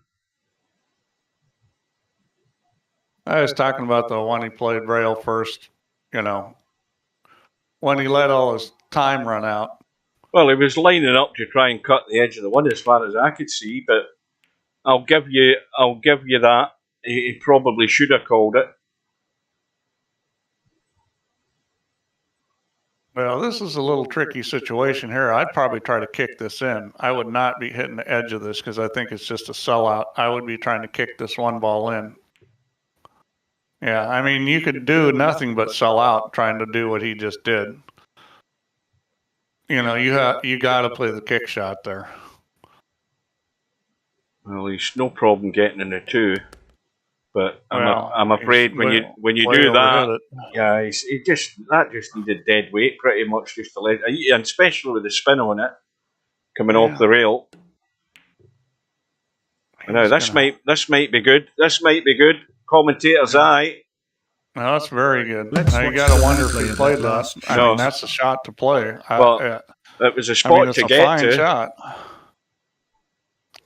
I mean, that's exactly the shot I would have played in real life, is trying to put it behind the 8. Whether or not you get there is another story, but I mean, that's a fine play. You automatically see that line when you're at the table. You know where you're headed. You've just got to be brave enough to play it and make sure that you get the 2 ball reasonably safe. Well, you know, when you're playing good players, it's almost mandatory you do that. Because you just leave distance on that 2 ball like that, and you're going to get locked up. I mean, you really have to get the snooker. Now, the wrong side of the 2, I believe. Yeah, he can roll forward and shoot the 3. He's okay. Yeah, he can leave the long cut, but the thing is, he needs to come up. Again, he could be in line here himself, BIggz. Well, in fact, he's deciding to move the cue ball, and he hit it really well. Well, I mean, that's the thing is, you see BIggz, he'll shoot some shots where you're like, wow, that's a strong shot, and then he'll do something where you're scratching your head. Well, this 4 ball is too tight. It's too tight, even at this distance. This is hitting the 10 ball every day of the week, probably 9 times out of 10, or you're overcutting it. You've got to get a very fine line to get this 4 ball in. It's hard to overcut this ball. I think you've got to aim on the thin side of this. I'm not saying you can't overcut it, but the tendency here is going to be to hit it into the end rail. He doesn't like it, so he's called the 10. That's what I was assuming he was going to do. That's what I was talking about. Yeah, that's well done. Well played. Let's watch the replay of that last shot. All right, so it's looking like it's going to go. And there it is. You see a couple, very nice shots from BIggz. And this is kind of inexplicable, especially BIggz. Barkers, I think, is just having a bad day. BIggz is hard to figure out. So, dry and an easy safety if he wants it, but if he's running the cue ball, this is heading towards the 8 and 10. And now he's in trouble. Yeah, this is time to play safe, and this is not an easy safety here. Let's see what he decides to do. This is tricky. I mean, he's probably going to take the 2 straight down the table, or he could go 2 rails. He's going to pick 2 rails. He's not going to get there, though. Well, like I say, Sammy, I don't know what he is. That was a good idea. It was a good idea what he just played. He just didn't quite get there. I just do not know what BIggz predominantly plays. He plays like a 9-ball player. Well, that was a good pot, of course. The 3 ball was never going anywhere. So thinking about 8-ball world championships, I know Potman said we haven't had one, and we've had like 3 of them. I think we've had one on a 9-footer, one on a 10-footer, and one on a bar table. Yeah, there you go. I didn't think Steve would remember, but I knew there was more than one on one at least. Yeah, I'm thinking we should have bar table or world 8-ball on a bar table as a world championship. That's a great game. I mean, it's a lot like playing pub 8-ball. There's a lot of strategy to it, which means you already know Stub can't win. Yeah, there's too many balls on the table in such a small area, where you have to be a lot more control with that cue ball. Well, it's a game. It's a game where you can dominate if you know how to play it. I've watched my buddy Frank the Barber dominate that game, playing in real strong competition. We went to tournament and he won the tournament, races to 5, and the most games he ever lost was 2. And he's playing against some really strong players, and the most games he ever lost was 2. That's, and that's showing you that if you understand the game, because that would have never happened on a big table. Good players are going to run out too much on a big table.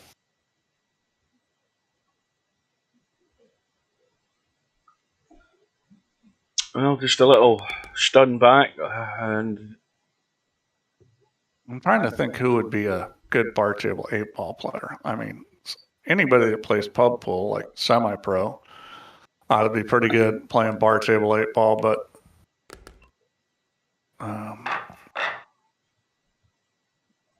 it's a little different than playing pub pool, though, because you're a little bit more exposed than you are in pub pool, and you don't have that free ball business. So it's not as big a penalty when people foul. 2-rack lead again for Barkers. 1 ball is fairly straight, so he's going to have to move this cue ball. And is there enough room to squeeze this 2 ball past the 10? Yes, there is. There's plenty of room. Well, Bedhead's saying we've had two world championships. I'm going to check that right now, because I got the way I can check it. Let's see here.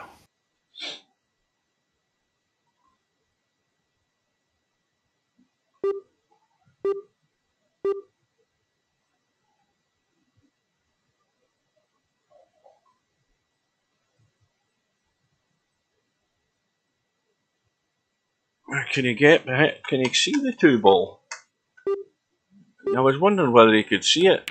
Oh, he's played the 10. Excellent. I thought he was going to try and squeeze it past. That last shot. But he's called the 10, and that's a good shot. That's a bit classy. Let's see. And that's now a 3-rack gap for the first time in the match, definitely. Yeah, well, I've been waiting for this to happen just because BIggz is just doing too much crazy stuff. Too much where he's making bad mistakes. Let's see here. Let me see how many bar table. Well, Semi-Pros just said that he was was he in 2 finals? He won 1 and lost 1. So that's 2. We've had an 8-ball bar table world championship. There's 1.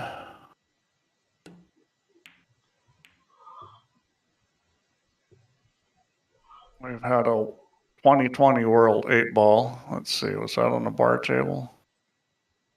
It was. Bedhead is right. That was on a bar table too. And that was. And we've had an 8-ball world championship on a 10-footer. Well, if we have an 8-ball bar table next, that means it's going to be 2 years since the last 9-ball world championships. That's all I'm saying. Yeah. Well, I mean, we need to do another 9-ball one.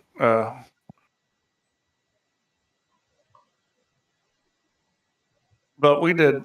No, it hasn't been 2 years. Yeah, now you're going to make me go look it all up again. It will be if you play a bar table one before it. No. That's not true.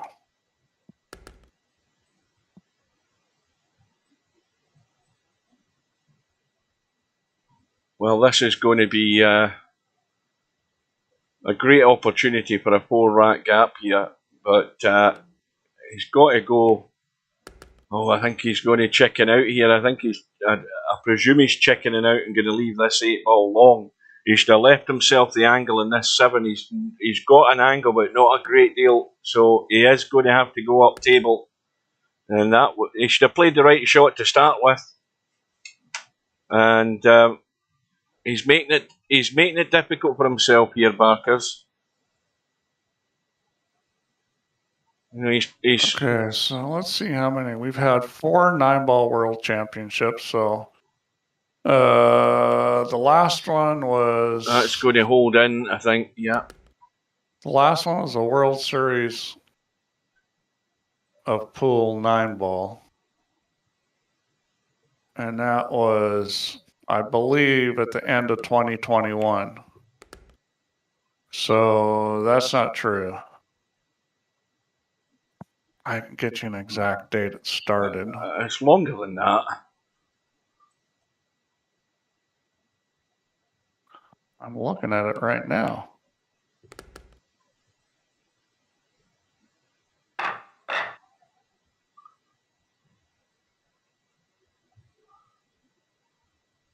Well, it's easy to find World Championship tournaments in the calendar, provided the title of the tournament has the date, has the year of the tournament, because that's how you filter it. It's easy to find it. Since I've been doing them. Yeah. Okay, so that one started July 16th and it ended September 10th. So it's been a year since we've had one. Oh dear, goodness me. Let's watch the replay of that last shot.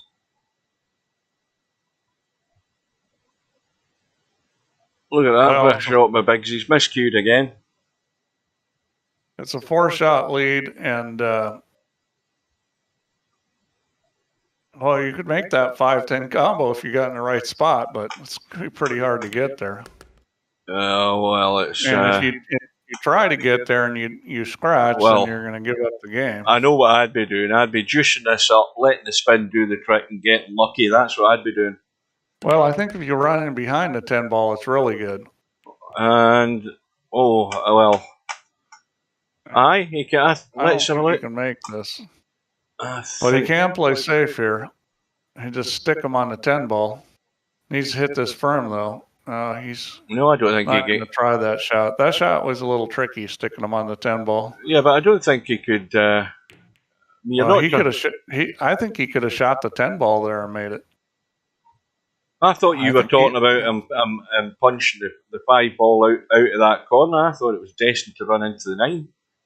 Yeah, it would. You have to hit it with speed. You leave the cue ball on the 10 and hit that with speed into the 9 and get it to go up table. Well, this is thin. Yeah, this will go though. It's off the rail enough. I think he can make it. Ooh. Yeah, not. He could have probably hit that with inside and played off the rail first. Well, but this is now a case where BIggz has to cut out the errors. Well, the problem with that rail's first shot is you end up scratching a lot. Well, that's a terrible shot. That is really poor. I mean, he's got the cut, but look at, the cue ball then ends up going all over the place. Yeah, the World Series was mousing. Well, he's hanging in, but it's not the right way to be doing it. Yeah, BIggz is it's kind of going the way I thought it would. Is Barkers is starting to play a touch better, and BIggz is just playing the same exact way he's been playing, where he's doing some great stuff, but he's offsetting that with a lot of mistakes. Good evening to Mooncake. Mooncake's here. Hi, Mooncake.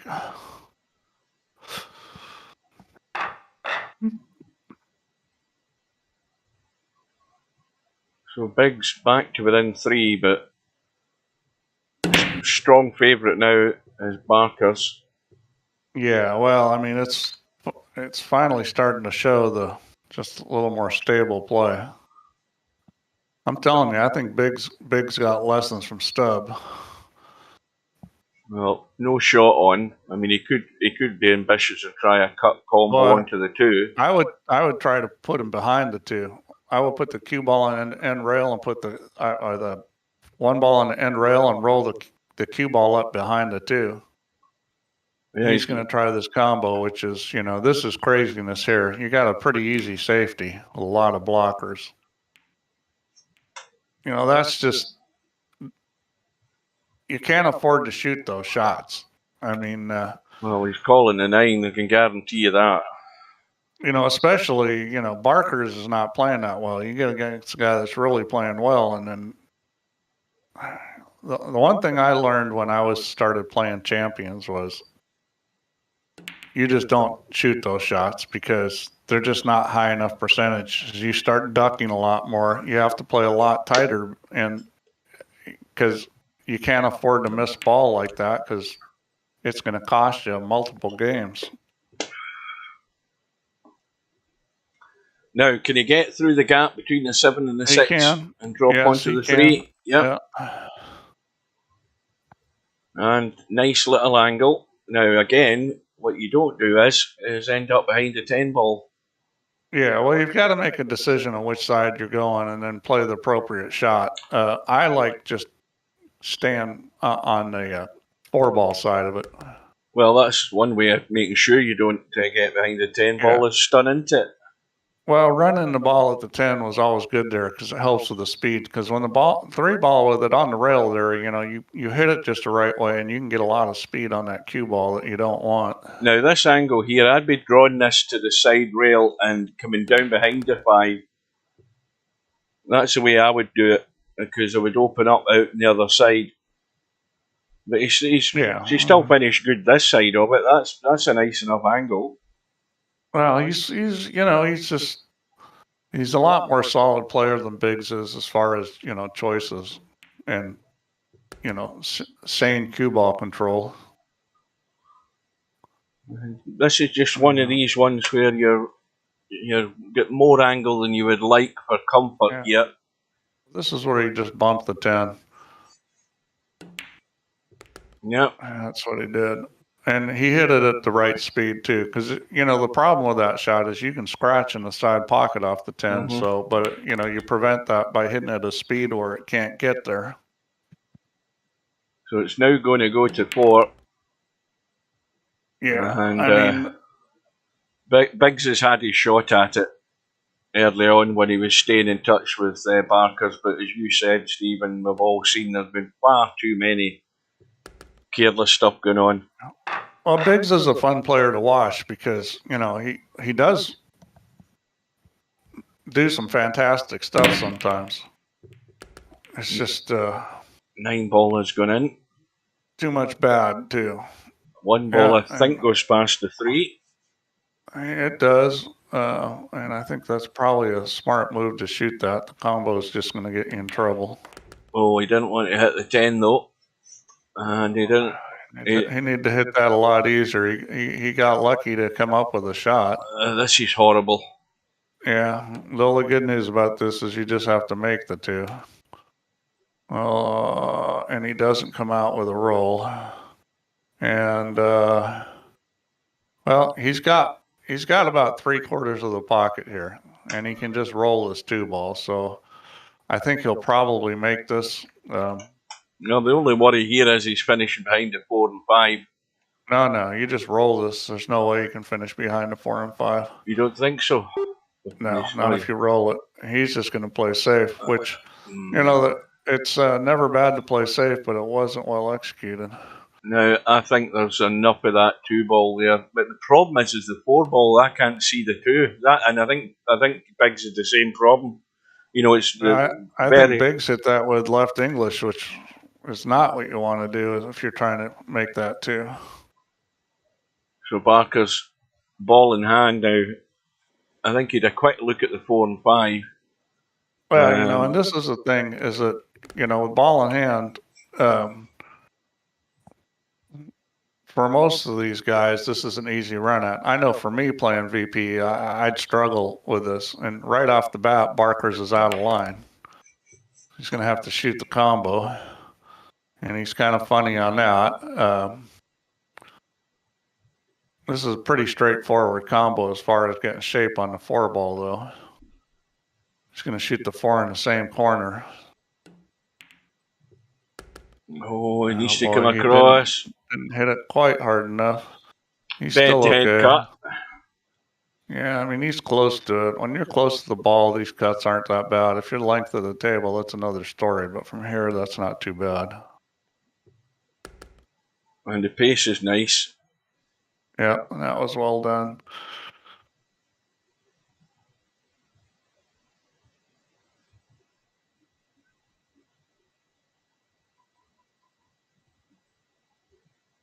I don't know what we're going to do on the M1 systems. The guy that's been working on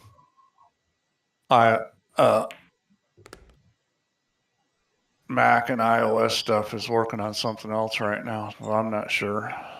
I haven't a clue what they're talking about there. Just another. Not another operating system, is it?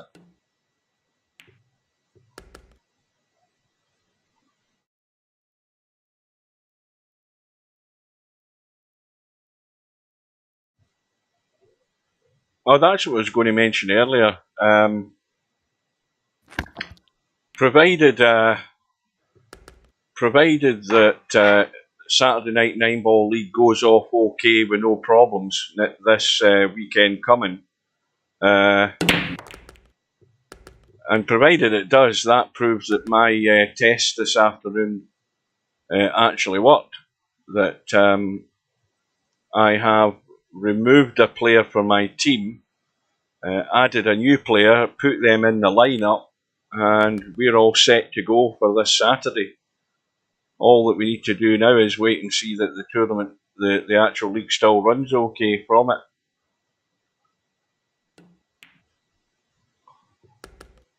But if it does go okay, then that means that any other captains can, if players decide to drop out or whatever, they can't make it for a period of time, then you can then call on one of your substitutes. Popman said, I guess I ditched plans. Well, I never announced the plan to do it, but we may still do it. I mean, it's just a question of having enough demand for it.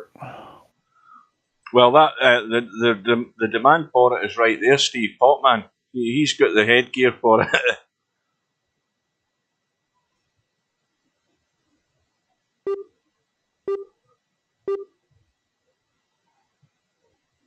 And he's probably the only one who plays Virtual Pool 4 that's got the headgear for it.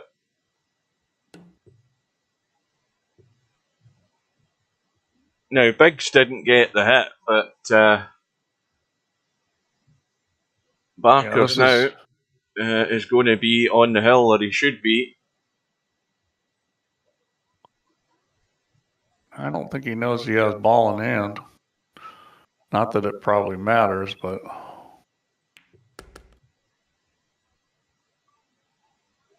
Now, let's have a look at the angle he's got here. He's going to drag it back up the rail here. A little dig up. Oh, that was terrible. Yeah. He didn't get into it. He didn't get into it at all. He didn't get into it, and he cut the ball too much, too. You got to shoot the 4. You got to cheat the pocket some on that shot. I think he's still okay. Except he may be funny on this 8 ball. Yeah, that's as funny as they come. He's pretty much nailed on it. It's makeable, but... I think the bank's on. Yeah, the bank's easier than the cut, that's for sure. I don't think... he's shooting it a little funny. Yeah. Well, this might end up I think you needed to put a little bit of English on that. You know, I mean, that was not quite sitting right. Well, BIggz is trying to hang on.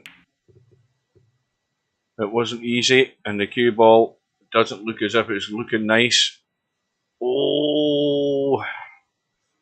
Hey, my favorite shot, spare it and draw it back. Although this one you could just stop. This is just a stop shot.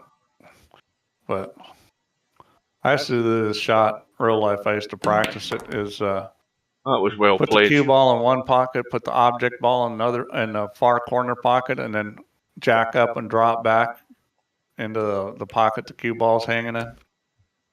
Well, that was certainly well executed. So it's it's long past last chance saloon for BIggz, and here we go, last one of the night, I think. Well, he's giving him a ball in hand again. We got to look at the foul stats after this, because I'm thinking that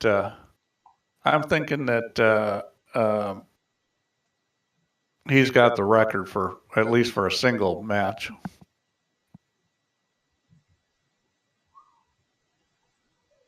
What's the control method, Potman? If it's VR, you're juggling about with things in your hands, aren't you? I mean, you don't play it in VR with a mouse and keyboard like you do in VP4. So why is it a poor control in the VR in that? Well, you probably could. I mean, if I did VP, I'd probably still use the mouse for the control, because whatever they have in the VR stuff, I almost guarantee it's not going to be as good as a mouse. And a mouse is an amazing input device. All these consoles, you know, all the input devices they have on them are crap compared to a mouse. I fully agree with you. Yeah.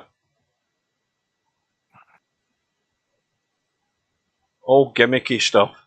Well, the problem is cost. I mean, you could make something with accelerometers that was highly accurate, but maybe not at the cost that they need it to be to sell it. I mean, they're selling I've lost count of what the consoles are nowadays, because I'm paying no attention to them. I've still got a dusty old PS3 sitting right in front of me that hasn't seen the light of day. You're a couple generations behind. Yeah. So I'm looking at the price of I think I got an email through from one of the game sites. We've got PS5s back in stock. And then I looked at the price, 500 odd quid for a games console. Who are they trying to kid?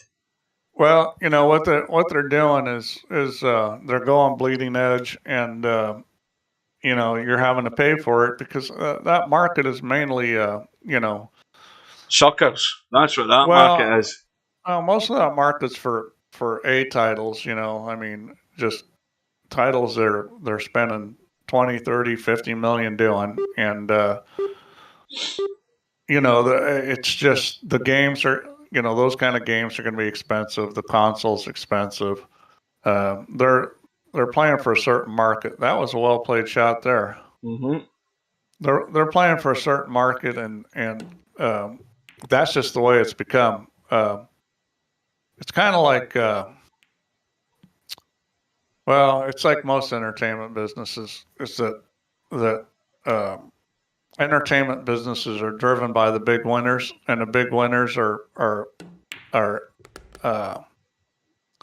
you know, the movie business. It's these huge movies that are big budget that appeal to young people, especially, but a wide demographic. You know, all these niche production companies.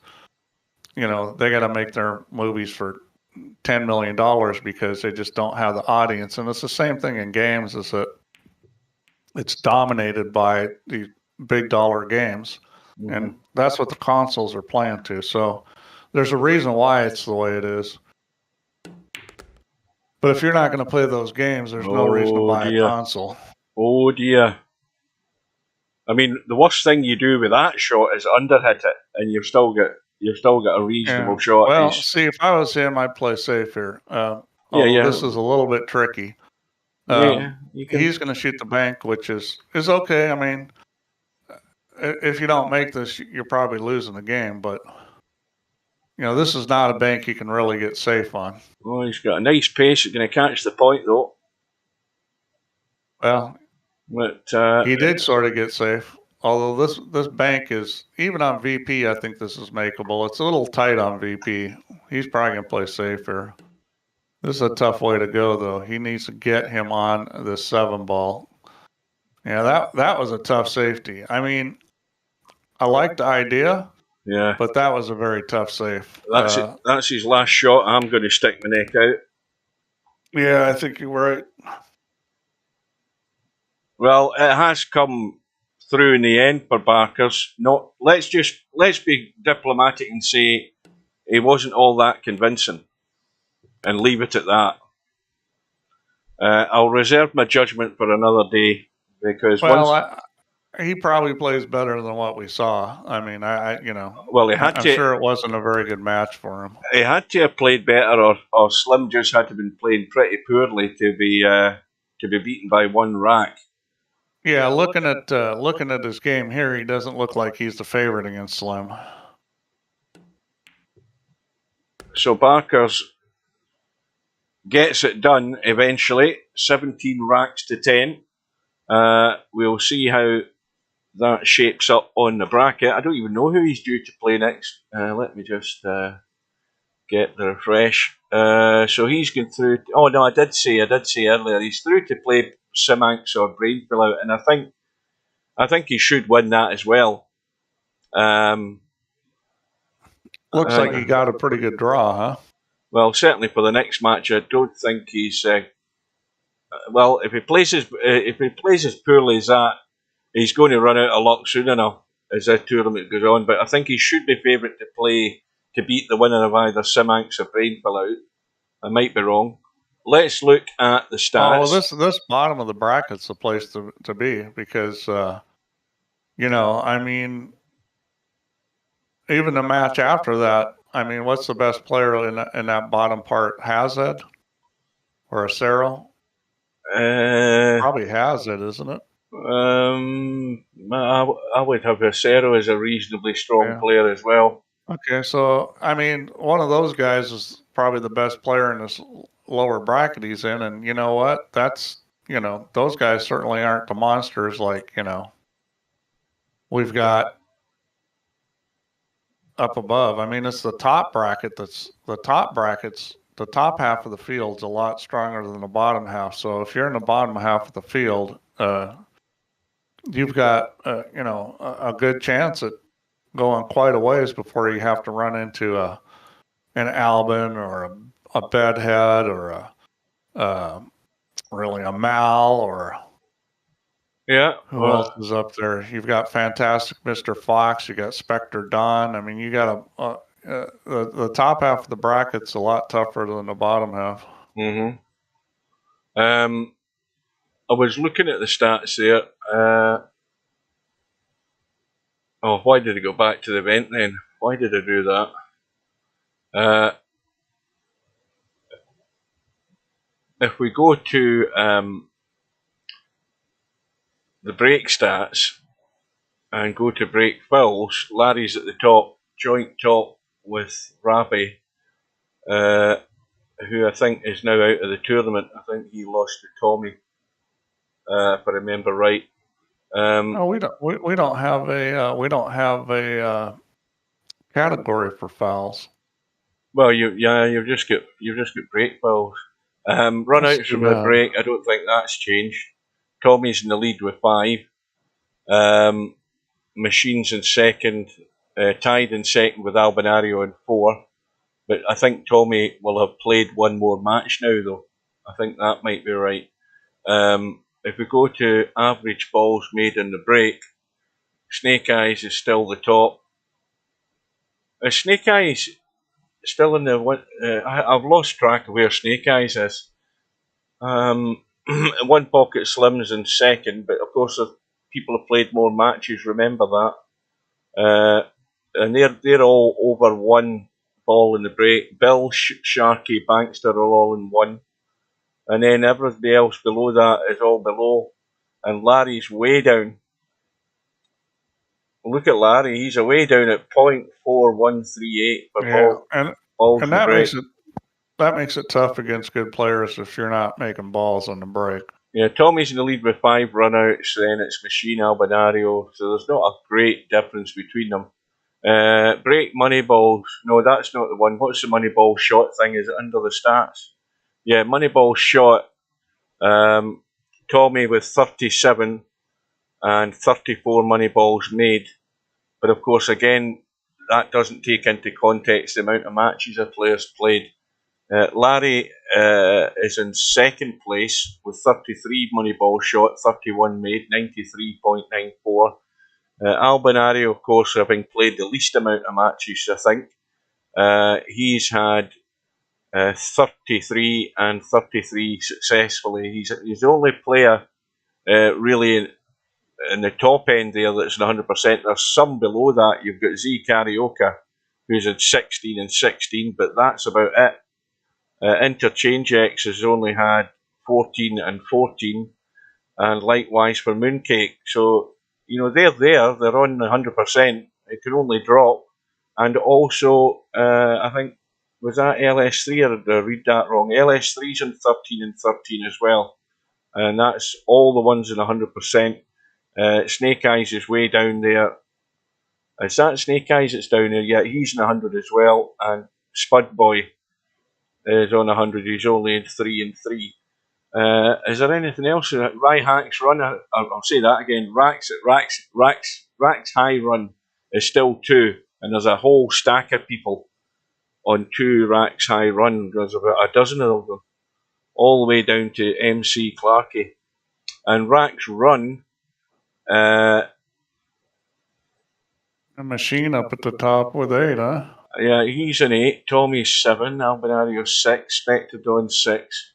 Because this is where you'd expect to see the quality players being high up in this, and all the ones that are up there. There's not really a surprise up there. You've got 8, 7. Well, look at Barkers. He's in 5. Barkers, he's a 5. Yeah. I don't know whether he had any in that match. They have pushed to say that he did, but I'm pretty sure he did. Yeah. Well, he's there on 5. Slim on 5. Chico on 4. Stub on 4.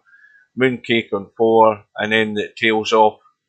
But Barkers has played 2 matches, so yeah, I mean that's pretty good that he's got 5. I mean, some of these guys have only played 1 match. That's exactly it. So it's that will take it'll take more shape as it goes deeper into the tournament, but it gives you a reasonable idea where they stand at the moment. So Albin's played 2 matches. A lot of these guys have played 2 matches now. If they didn't get a bye the first round, then most of them have played 2. Mal's played 0. He got a bye and then he forfeited. Yeah. So the upcoming matches, the schedule's now down to 6.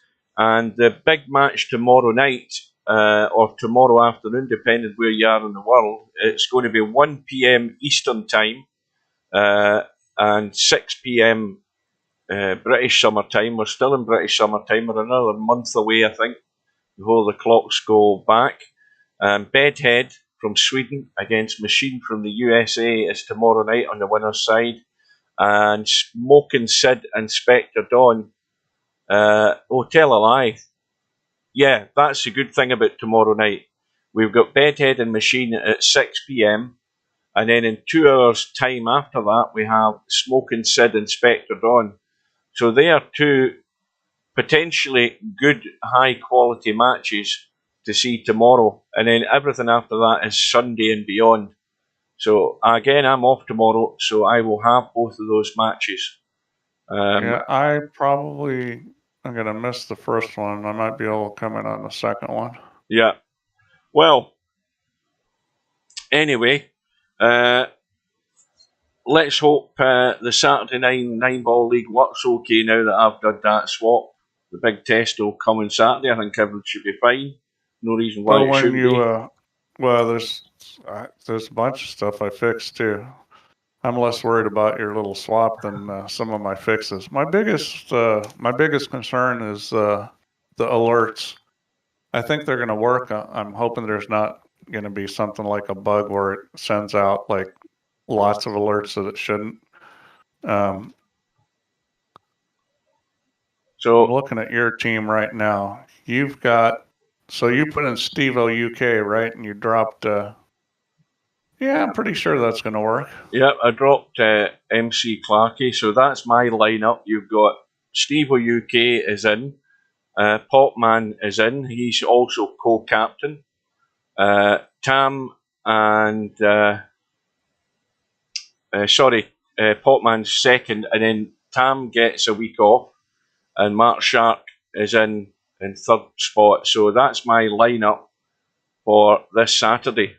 And if you look there, you'll see that that lineup comes in at 2,149, which is a point under the rating limit. And our overall team limit now is now down to 2,116. I think that gives me a wee bit more flexibility in swapping around in the lineup. So that went okay. So we'll see how it goes. At this point, I made the executive decision that we're going to leave the league the way it is. We'll consider doing something different with the multiple money balls next league, like more handicap and turn them off on the break. We'll take a vote after the league and see what people want to do, because I've heard it both ways now from captains. Well, it'd be interesting to know that, I mean, not everybody in the VP4 lobby watches the streams. Some of them are not, there's people aren't interested at all. But I'd be interested to see that whether the guys that are in the stream would be more keen to be taking part in something like this. I think some of them are put off because you can't have three 2,300 players in the one team. I think, well, you can. But you can't in this league. I mean, that's the thing, is we can run all kinds of leagues. I think, right off the bat, I think, people in the UK were a little more hesitant about this, and because they don't play in leagues in real life. So, the league thing is prevalent in a lot of parts in the world and not so much in the UK. So I think there's people that didn't want to do it that may change their minds.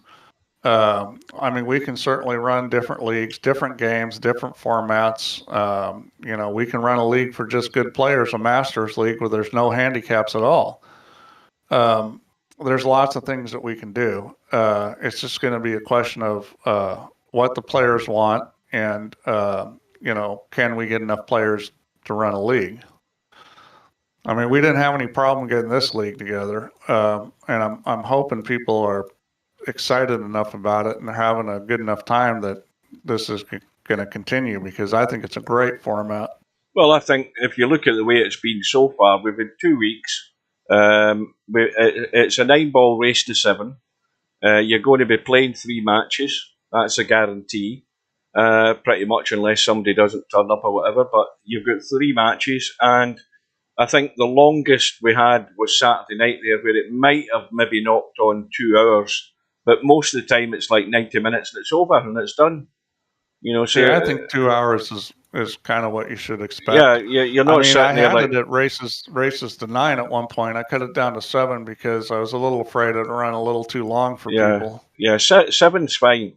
And it means that you're not committing your whole life to it, but the rest of the day is there. Friday night 9-ball on average is like 3 3/4 to 4 hours. It's not nothing like that, so it's nothing to be spend a couple of hours and then away you go. The difference between this and the tournament, though, is that it's 3.5, 4 hours for a few people. Yeah. This is whatever the length of time is for everybody. Yeah, you're all getting a fair crack at it. You've got 3 matches, and if you have a bad start, you can have a good finish, or you can be like me and be unbeatable.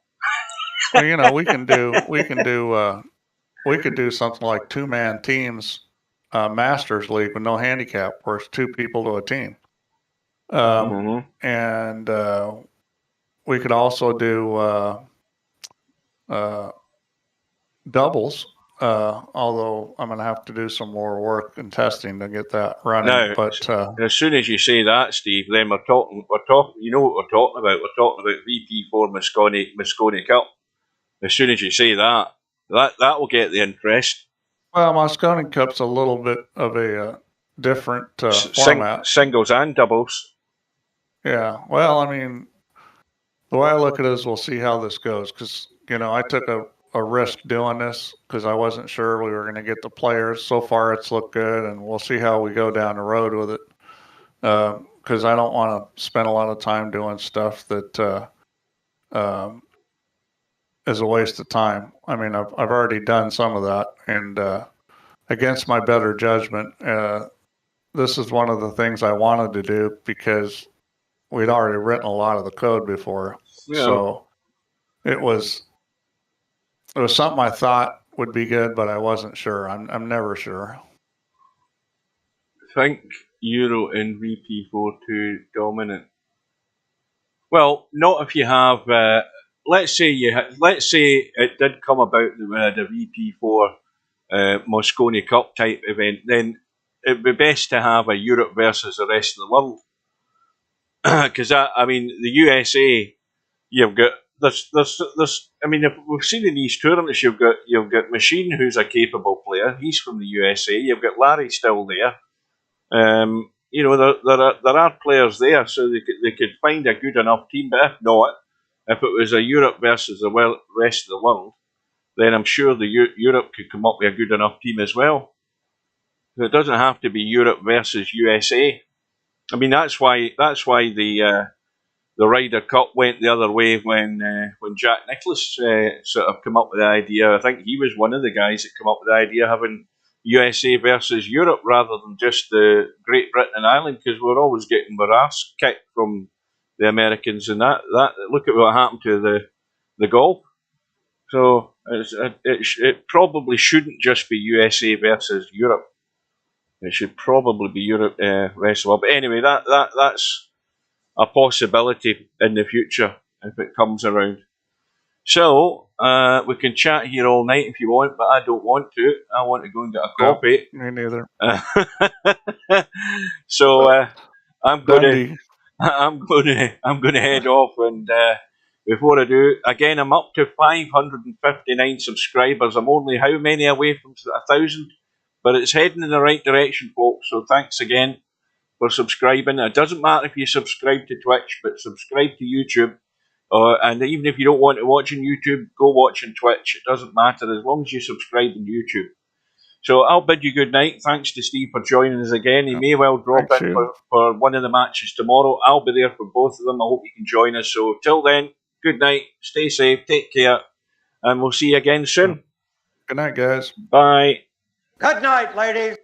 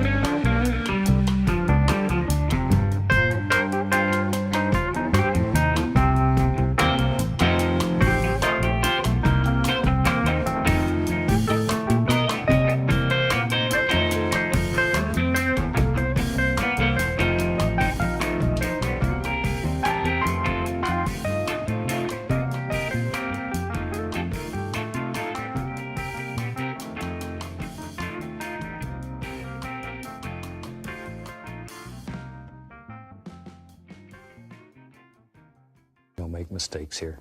We just have happy accidents.